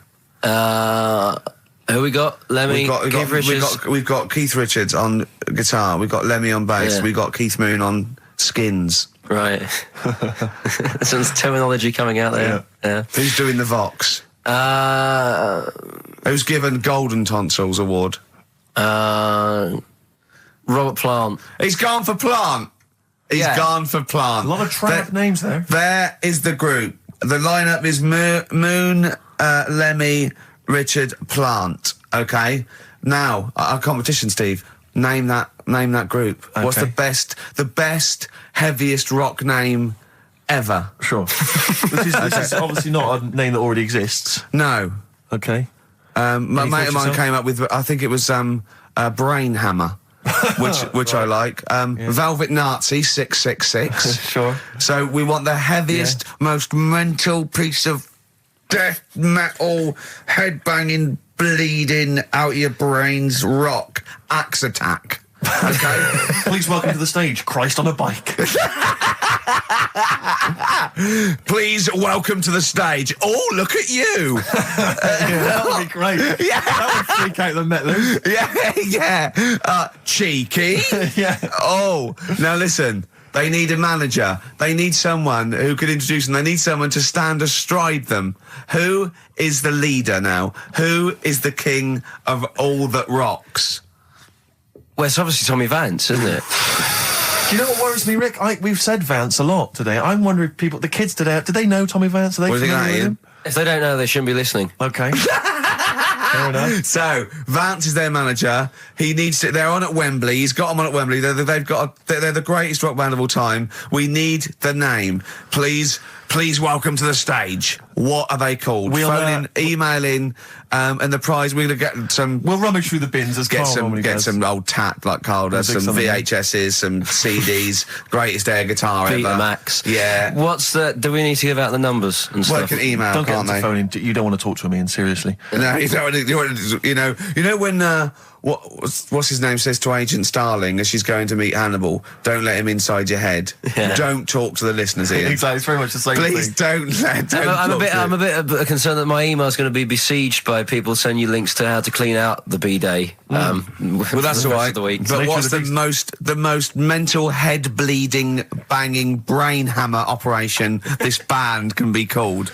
Call in, Rick. Because it always amuses me. I know it's cruel to put you on the spot, but some of your former band names have always amused me. Well, the worst. The worst one. Right, I'll just leave this. Ricky's had a number of bands over the years. What was the worst one? Ready? Get ready to play that record because I don't want any aftermath. No, hang on, before you tell me, what was the one? Because these pictures of you, like when you're New Romantic, keep on being published. That was Shauna dancing. Yeah, but someone that's pretty bad. But someone told me they were like, "Oh, ask him about when he tried to be Bon Jovi." Can you imagine such a thing? I know the name you're thinking of. Right, here we go. Play the record immediately. I say this. Ready? The Sacred Hearts. Play a record. Blur on XFM 104.9. I forget the name of that track, but it's good. Good song. Thanks very much. Oh, good song. Yeah. Oh, right. I just thought you were complimenting giving his opinion. Right, go on. The what? Are we still on the air? Yeah. What are we doing? Merry Christmas. We got someone on the line. Oh, right. He's here. Who's that? Ricky. Yeah, go on. It's Jonathan, how are you? Good. It's only TV's Jonathan Ross. Ross, turn your radio down, you idiot. I'm here. I like to, I haven't got a radio on. What are you talking about? We can hear the feedback. Well, I haven't got it. It's not my fault. It's your incompetent radio station. And also, didn't you hear? We said don't call in. We don't want to speak to the listeners. I'm not a listener. I'm a visitor to your shores. I'm special. You know that full well. I know you're special. Right. Yeah, exactly. What have you got a name for the band? Yeah, you ready? Yeah. Blump. B-L-U-M-P. I tell you for what, you can't have a normal word. If it's the monolith band of all time, if it's the big, you can't have a regular word. It doesn't make sense. How can you have a regular word? All these ideas you come up with are rubbish. You need a word which only stands for that one thing. No one's heard it before. No one will use it again. Blump. I can't help but feel that that's a more appropriate name for maybe one of Ricky's bands. I love seeing that picture of him in that band. You see it everywhere these days. He was like a girl. He was like a little girl in a suit. It's like a little dyke at a wedding. What was that? That's got to be the kettle calling the pot black, surely. I've always got nothing but 100% heterosexual. We're not sure about. There's not anything wrong with it. I know that, but look at you. I actually had to get that in. There's not anything wrong with it. I'm Jonathan Ross. Oh dear. I was thinking the other day, right? Oh, yeah? The Comedy Awards. Yes, sir. You didn't have to say some awful things about poor celebrities, poor has-been celebrities with coke addictions and fat lips and faces that where surgery's gone wrong and everything. And when they're on the show, they're going, "Oh, you look lovely." Yeah, I'm nice so good. Well, I'm nice to them to their face, but obviously when I'm not with them, I like to let my true feelings be known. What's wrong with that? That's how everyone I'll tell you what, you can get anything off your chest you want on this show. Any celebrities you want to talk about? There's no one listening. It's just between me and you. A lot of people listen. They listen to my show, and after they've had a few hours of, good laughs, they like something bland to just call them down afterwards. So they flip over. We know this happens. Did you mention my DVD on your radio show? You know what? I forgot to mention it. Christ! I meant to mention by the office, but I forgot to mention it. And then I thought afterwards, it's not like he needs the cash, is it? It's not like he needs it. It's not like it is, but he's probably earned more money in a short space. You're like a lottery winner, and you've got about as much taste. You're like one of those burglars who's won the lottery. I am. I'm dressed like an Albanian window cleaner at the moment. Burglar from Reading who won the lottery, and now he's fritting it away on what? I do feel sorry for my neighbours. I've moved into a really nice place. I feel like it's the hillbillies. No, it's nice you've moved in though, because it's nice. It's given them something to sort of talk about behind your back. You've united the whole block. Right, go and play with some Japanese wind-up toys now. I'm going home to play Mario Double Dash with my son. It's going to be a good afternoon. I phoned you once after I finished my show. It was about 5 minutes past 3. Yeah. And I don't mind if you I said, how you doing? You went, it's brilliant. You said, this is what you said. You went, everyone's out. Jane's taking the kids out. I've already masturbated twice, and I'm playing with a new Japanese toy. I'm masturbating now. I just wonder if there's one more contender. I don't know who this was, Ian, that phoned in with it, but possibly it's topical. Deathly Hem. Yeah. Deathly Hem. It's brilliant. Oh, it's Deathly Hem. Please welcome to the stage, Deathly Hem. It's Deathly Hem. Who's that? We've got to give it to I don't know who that was. Oh, well, if you came up with Deathly Hem, email again. Deathly Hem. It's the greatest name for the greatest rock band of all time. Will you please welcome to the stage, Deathly Hem. It's Golden Tonsils. Isn't it? I went to, I was going to go see him once at the Camden Underworld about a year ago, and they had this sign up, right, saying that Graham Bonnet, who sang that song, had cancelled, right, and it said, God willing, he'll be performing tomorrow. And just in case you thought he cancelled because maybe no one bought any tickets, the doctor's certificate was beneath the cancellation sign. Brilliant. Well, we've sung that a couple of times drunk, haven't we, Ian? Oh, but, at the top of our voice. We have done it. It is the best ever. Yeah. It is. Ben has won whatever you're giving away. Yeah, Ben came up with Deathly Hem. Yeah, Deathly Hem. Yeah. I mean, if you are in a rock band and you're looking for a name and you think you deserve that name, then, write to us. We want to know that you're really heavy, and Ian Camphor would officially hand over the deeds of the name Bethlehem. Deathly Hem? Deathly Hem, yeah. Deathly Hem. They only play at Christmas. You only play, like, big venues at Christmas, and it's all things about, like, fighting, like good versus evil, and God versus the devil. And you got to write songs like that, yeah. Deathly Hem on XFM 104.9. Perhaps that the debut should certainly be a concept album based on the Nativity play. Yeah, Nativity, yeah. That'd be just the whole kind of Old Testament in kind of rock form.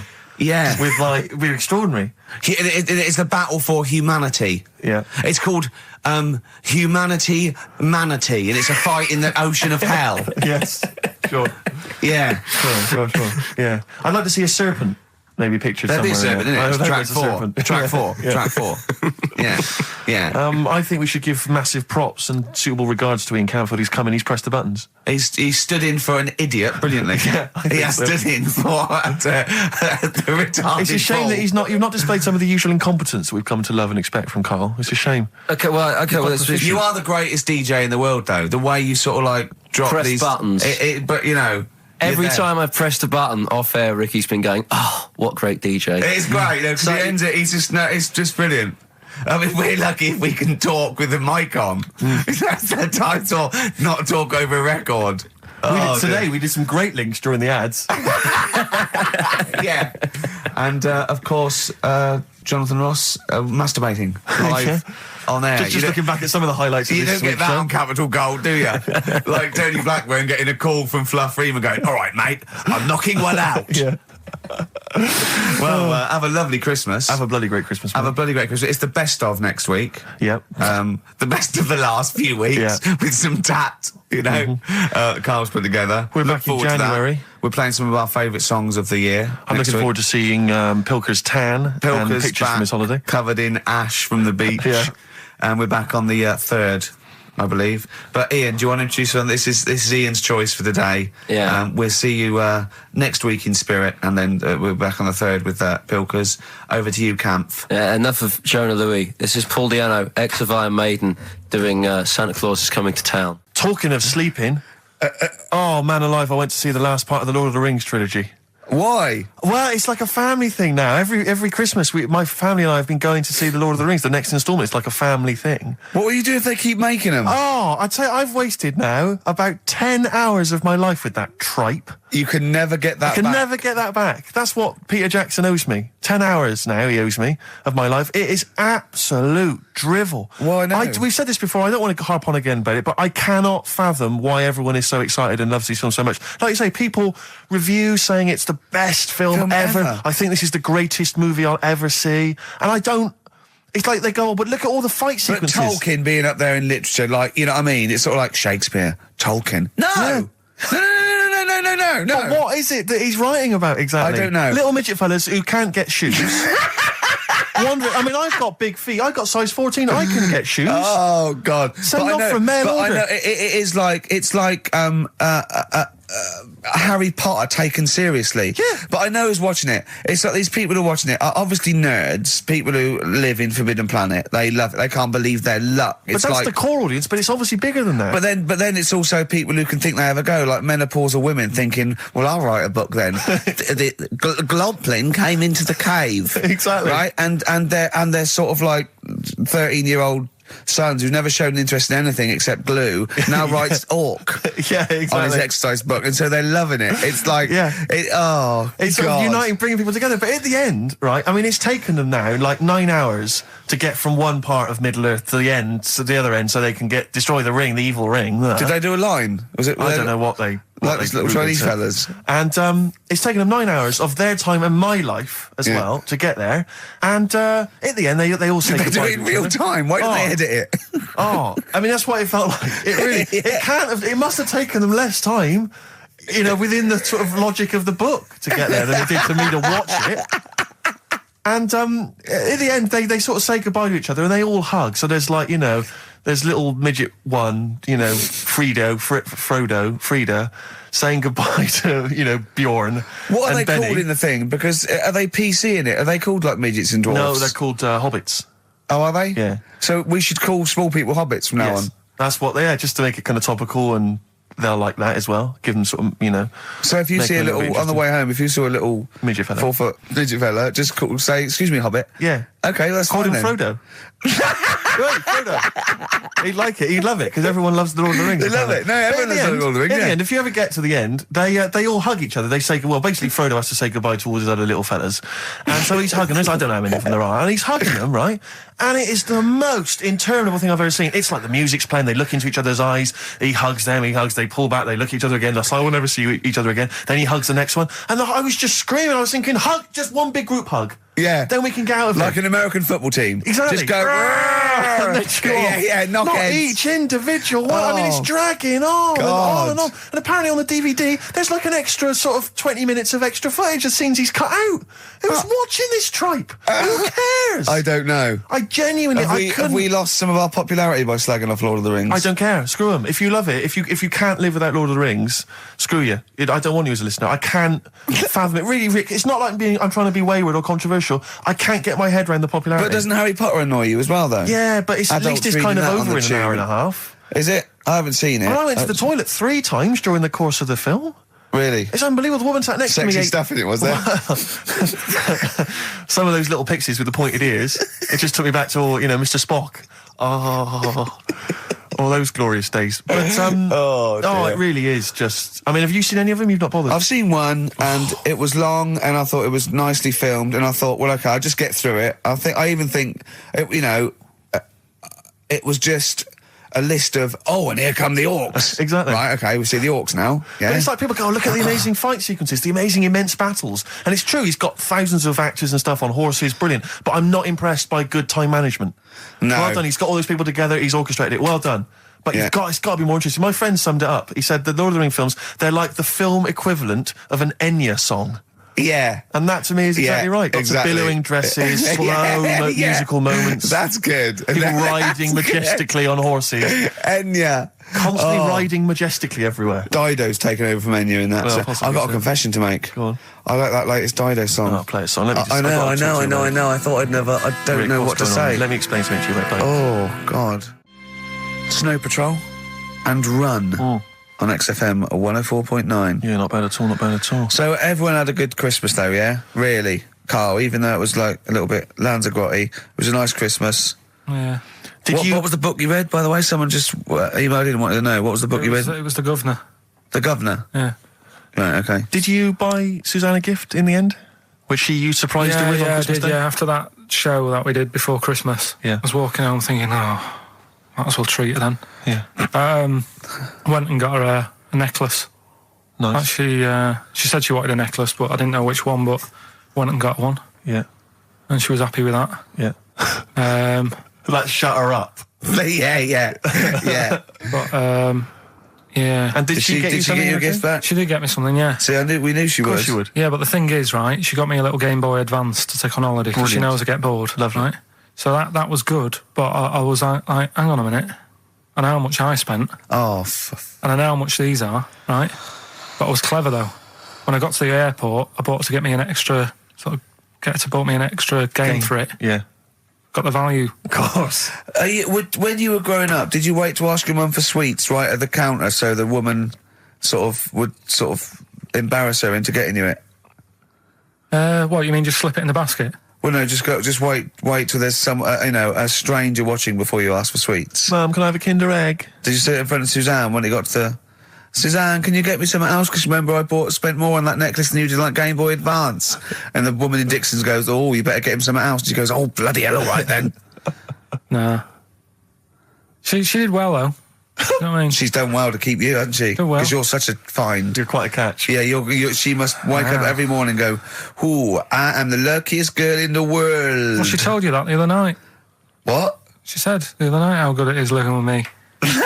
Oh, yeah. I said to Suzanne, it must be great, because I only see him 2 hours a week and I like to squeeze his little head. You can do that all day, every day. Does she ever squeeze your head? No. No? No. It's like that thing, though, isn't it? It's like when you work in a chocolate factory. You get sick of it, don't you? If it's there all the time. Yeah, she must think, well, I could squeeze that head any time I wanted. It's not worth it. I'll just... Yeah. What about your Christmas? My dad, I'm wondering if you're turning into my dad, because he bought my mum a bracelet. He won't mind me talking about this, because he said you'll probably talk about this on the radio, and you're right, Dad, I am talking about it. He bought my mum a little gold bracelet, lovely gift, it was a lovely thing, and she opened it, she loved it, and everyone thought, what a great gift, lovely gift. He wouldn't stop talking about it. He wouldn't stop talking about the gift he bought. He kept on grabbing my mum's arm and showing it to people. Look at that. Look at the gleam on that. The gleam! Steve, look at the shine on that. Look at the gleam there. Look at that. Gleam! And do you know what he said the great thing about that's pure gold. He went, it's an investment.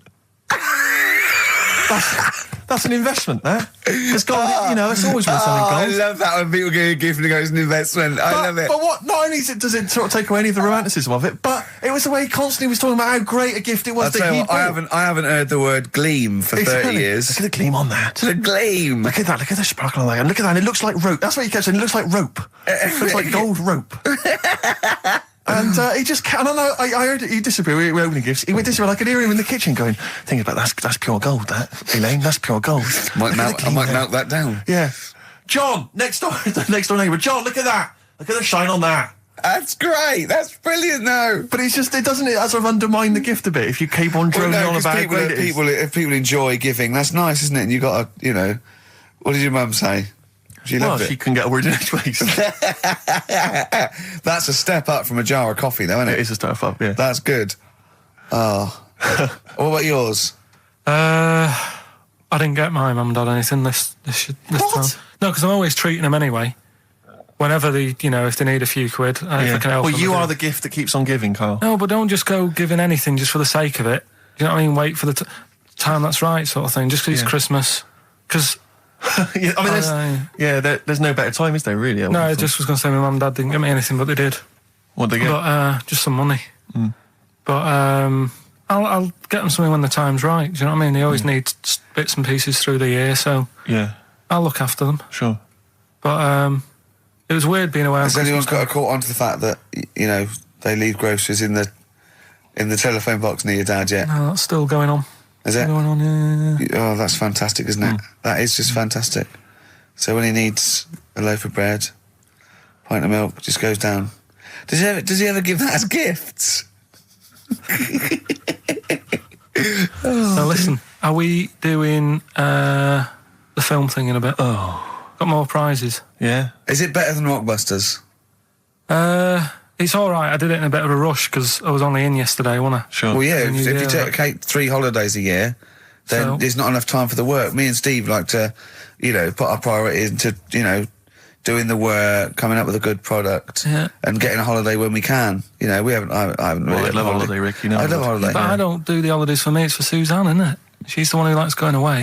With you? I'll just go. Yeah. So I'll go with her. Do me bit. When you were playing Game Boy, right, and you'd looked in a hole, and you were reading your book, what is she doing? She'll make things seem more interesting to me. Do you know what I mean? So, like, when we're at the Owl and the bus driver said, "You've got an hour here," I said, "Why have I got an hour here? I go to a funeral with someone who I loved in the ground and don't spend an hour around it. Why do I want to..." Do you know what I mean? Why do I want to spend an hour looking in this? Wasn't that terrible when your auntie just shot up in all this magma? Yeah. That was terrible, wasn't it? That was the worst funeral you'd ever been to, wasn't it? But she'll tell you, that would make funerals more interesting. If they just... It was a cremation and a burial. Yeah. You just put them in a volcano and they go 2, 3, here they go, wee, up to heaven. I was having a conversation with my flatmate about songs that would be inappropriate to have at your wedding, at your funeral. And horny, surely is one. It, yeah, was what we were thinking. Really? Yeah, that was the first one we came up with. I'm horny, horny, horny, horny. That was the first one we came up with. Isn't Robbie Williams' Angels one of the... Yes. Biggest and ones. I think Wind Beneath Your Wings, I think is apparently quite popular. Oh, yeah. Yeah, I play that on Auntie Nora's, can't you? Bit of Boston? Yeah. A bit of who? Busted? Boston, more than Boston. a feeling. Right. It's much more than a feeling. Boston, more than a feeling. XFM 104.9. Well, another big moment here. We've had Rockbusters. Now we're going to have Karl's film quiz thing, isn't it? Yeah, it's a film quiz thing. I've done Planet of the Apes, right? Because one of the things we did in Lanzarote went on this tour with sort of 3 northern blokes, and they didn't really know what they were talking about. Joking. You're joking. Northerners not knowing what they're talking about. You're having a laugh. No, they'd obviously sort of not had much luck here, right? And thought, let's go over to Lanzarote, buy some vans, right? Get people in it. We'll do a tour of the island. And whenever someone asked the question, like, what year did the volcano happen? They go, "Oh, we'll take you to the visitor centres. You can read about it there." So they never actually answered anything, right? So they were useless. But one of the things that they told us was that Planet of the Apes was filmed in Lanzarote. Right. Okay. Right. That makes sense. A bit of it. Well, does it? Does it make sense? Well, what do you mean? Well, maybe it was, maybe it wasn't. Okay. Anyway.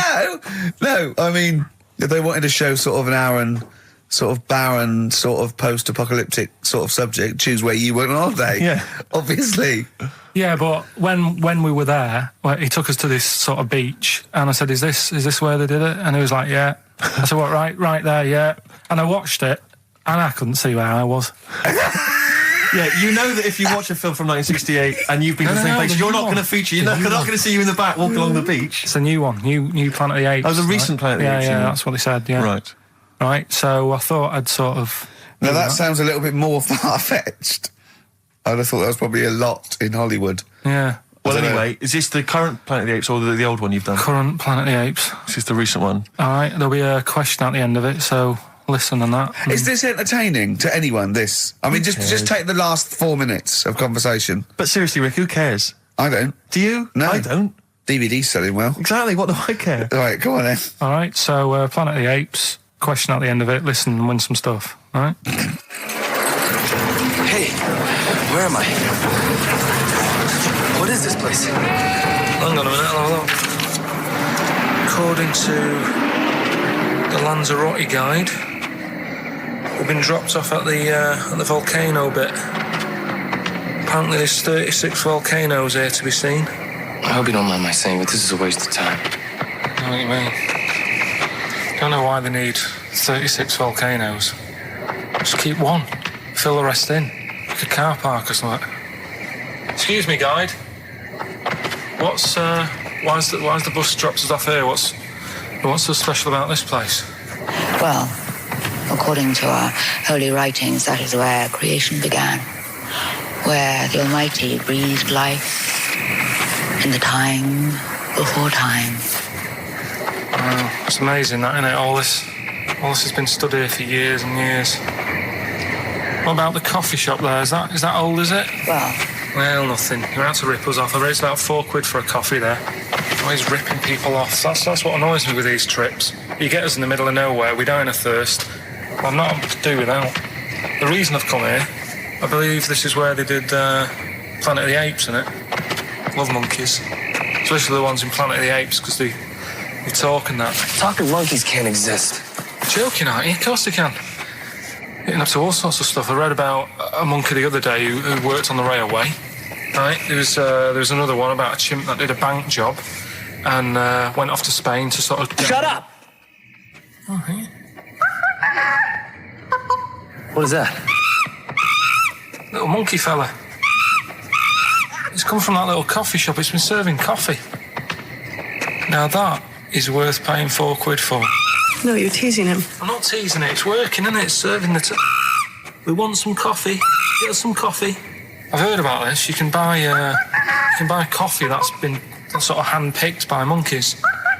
It's like Coffee Mate, except it's more sort of coffee primate. Yeah. Hello, little fella. We want coffee. What do you mean, we? You're gonna have a coffee, aren't you? What else are you gonna do? Go and look at another 35 volcanoes? I'm staying here. I'm having a monkey coffee. It's brilliant. You find this amusing? Jesus, it's a talking monkey. Right, mate. Have a couple of coffees. Don't start now. We're off duty. I'm starving. What do you mean you're off duty? Have you bananas later? Just get us a couple of...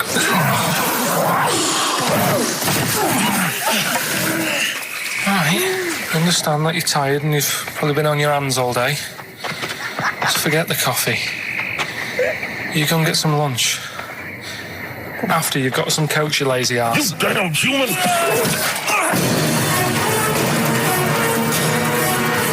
Powerful. Lovely.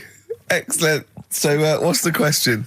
If you've been listening to the whole show, how many volcanoes do I think's on the island of Lanzarote? Okay. Yeah. I might have it wrong, what I've been saying, but it's roughly around that. Yeah, so what have you been saying? Yeah. Yeah.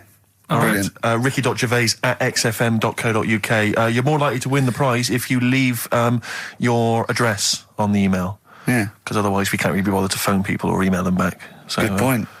Put your address on there and you could win some crap. In a jiffy bag. Carl's theme tune there by Placebo. Special Needs on XFM 104.9. All right. New Year's resolution, Carl? I don't know. I don't do it. Really. So what about something like, I don't know, start smoking? Do you know, there must be something. No, it's a waste of time, isn't it? Don't bother with that. Right. You, Steve? Yeah. Me, no, I've never really made any New Year's resolutions. I just be good to people. Just treat everyone as you want to be treated yourself. Give to charity. Hate crime, racism, famine, sexism. I know you're going to keep to all those, except the give to charity. That's... Me and Carl find that a little bit hard to believe. Never going to happen. Well, you've always got to break at least one of your New Year's resolutions. Exactly. Yeah, well, I think I'll be nicer to Carl. What about learn more? I was thinking that. I want to learn more. I'm always teaching you stuff. I've got... I watched... I'll tell you what, Christmas telly was dreadful this year. I don't know if I've hit that age where I think... But I think consciously I thought this is worse than usual. Yeah. And I ended up watching that Discovery Channel and History Channel again, and I watched 4 episodes in a row of this fantastic documentary, 1418 War, narrated by Dame Judi Dench, and it's brilliant. I just can't get enough of it. I hated history at school, and now I want to know everything. Yeah. And I think that's mine. Learn all the stuff about stuff. I like learning though. I always say that to you. I'm always looking up stuff. When I was on holiday, even though it was sunny outside and they had big holes to look at if I wanted to, I stayed in and watched Discovery there and was watching stuff about scorpions and that. Yeah, what did you learn? Well, nothing, because it was all in Spanish. But I just watched it. What I found out, right? What I found... Scorpions are very good. It's only very poison. You get it. What I don't understand is with scorpions, right? They have like this sort of weapons, don't they? They have the poison and stuff, right? Yeah. Which can kill a man. Yeah. But there was a couple of little animals and that were its sort of enemy. Yeah. And it stung them and it didn't kill them. So what's the point? Well, firstly, not all scorpions kill a man. Some of them, this one did. They said. Yeah, well, they range from like bee stings to so much venom it can take down a horse on things like spiders and snakes and scorpions. So it depends. But a scorpion that will kill a man would kill a rabbit. So I don't know what you're talking about. No, there was a snake that it stuck its thing into, and some sort of beaver, and they were just like running about.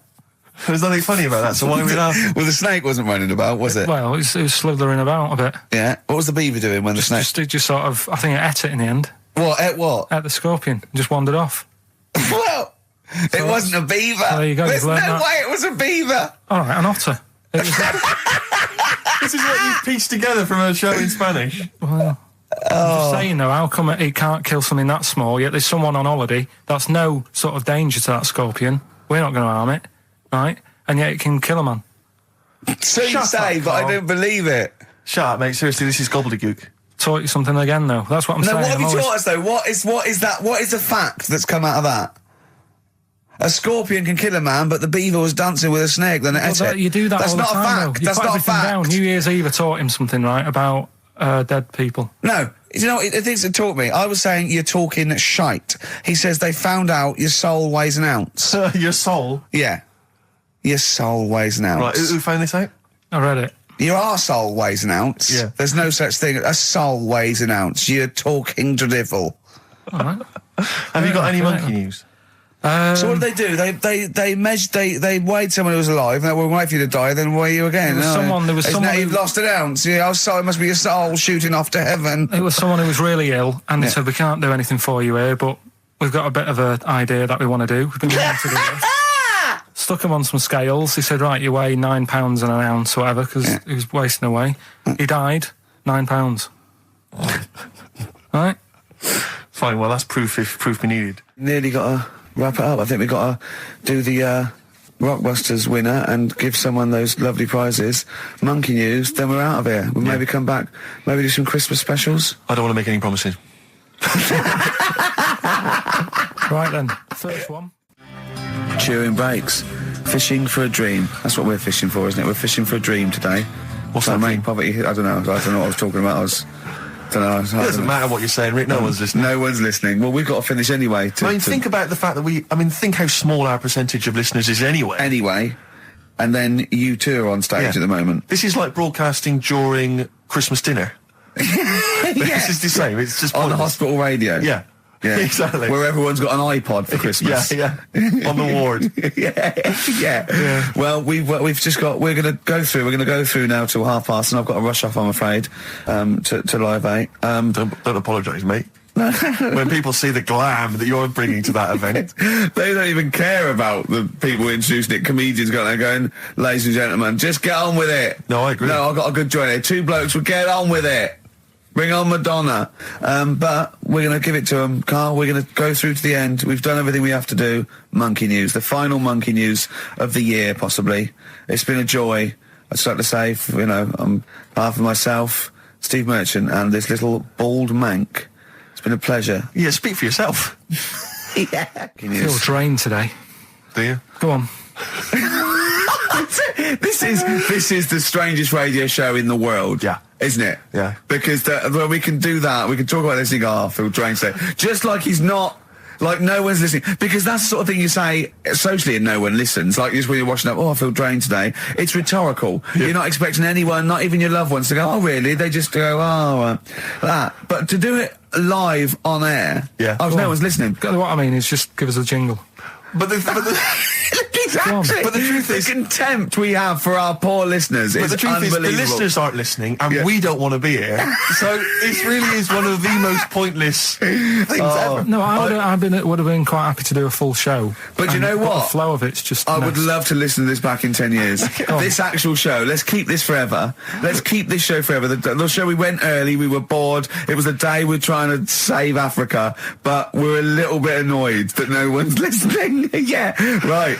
Right, once and for all, the final monkey news of the year. Oh, go on. What were you going to say? No, I was just going to say, if you're not into the Live 8 and you're gay, you're not listening, because you're on a walk. Game went on for hours, right? No one's listening. The terrible thing is that not even we're listening to Karl now. I know. Literally no one is listening to Karl. It's so insulting. There was a lot of smoking going on. It's going on. A lot of eating and nuts going on. That was a bit weird because they don't normally get through as many, but for this night. So, come on, let's just play Bruce. Goodbye, everybody. See you maybe at Christmas time. Goodbye. Yeah, right.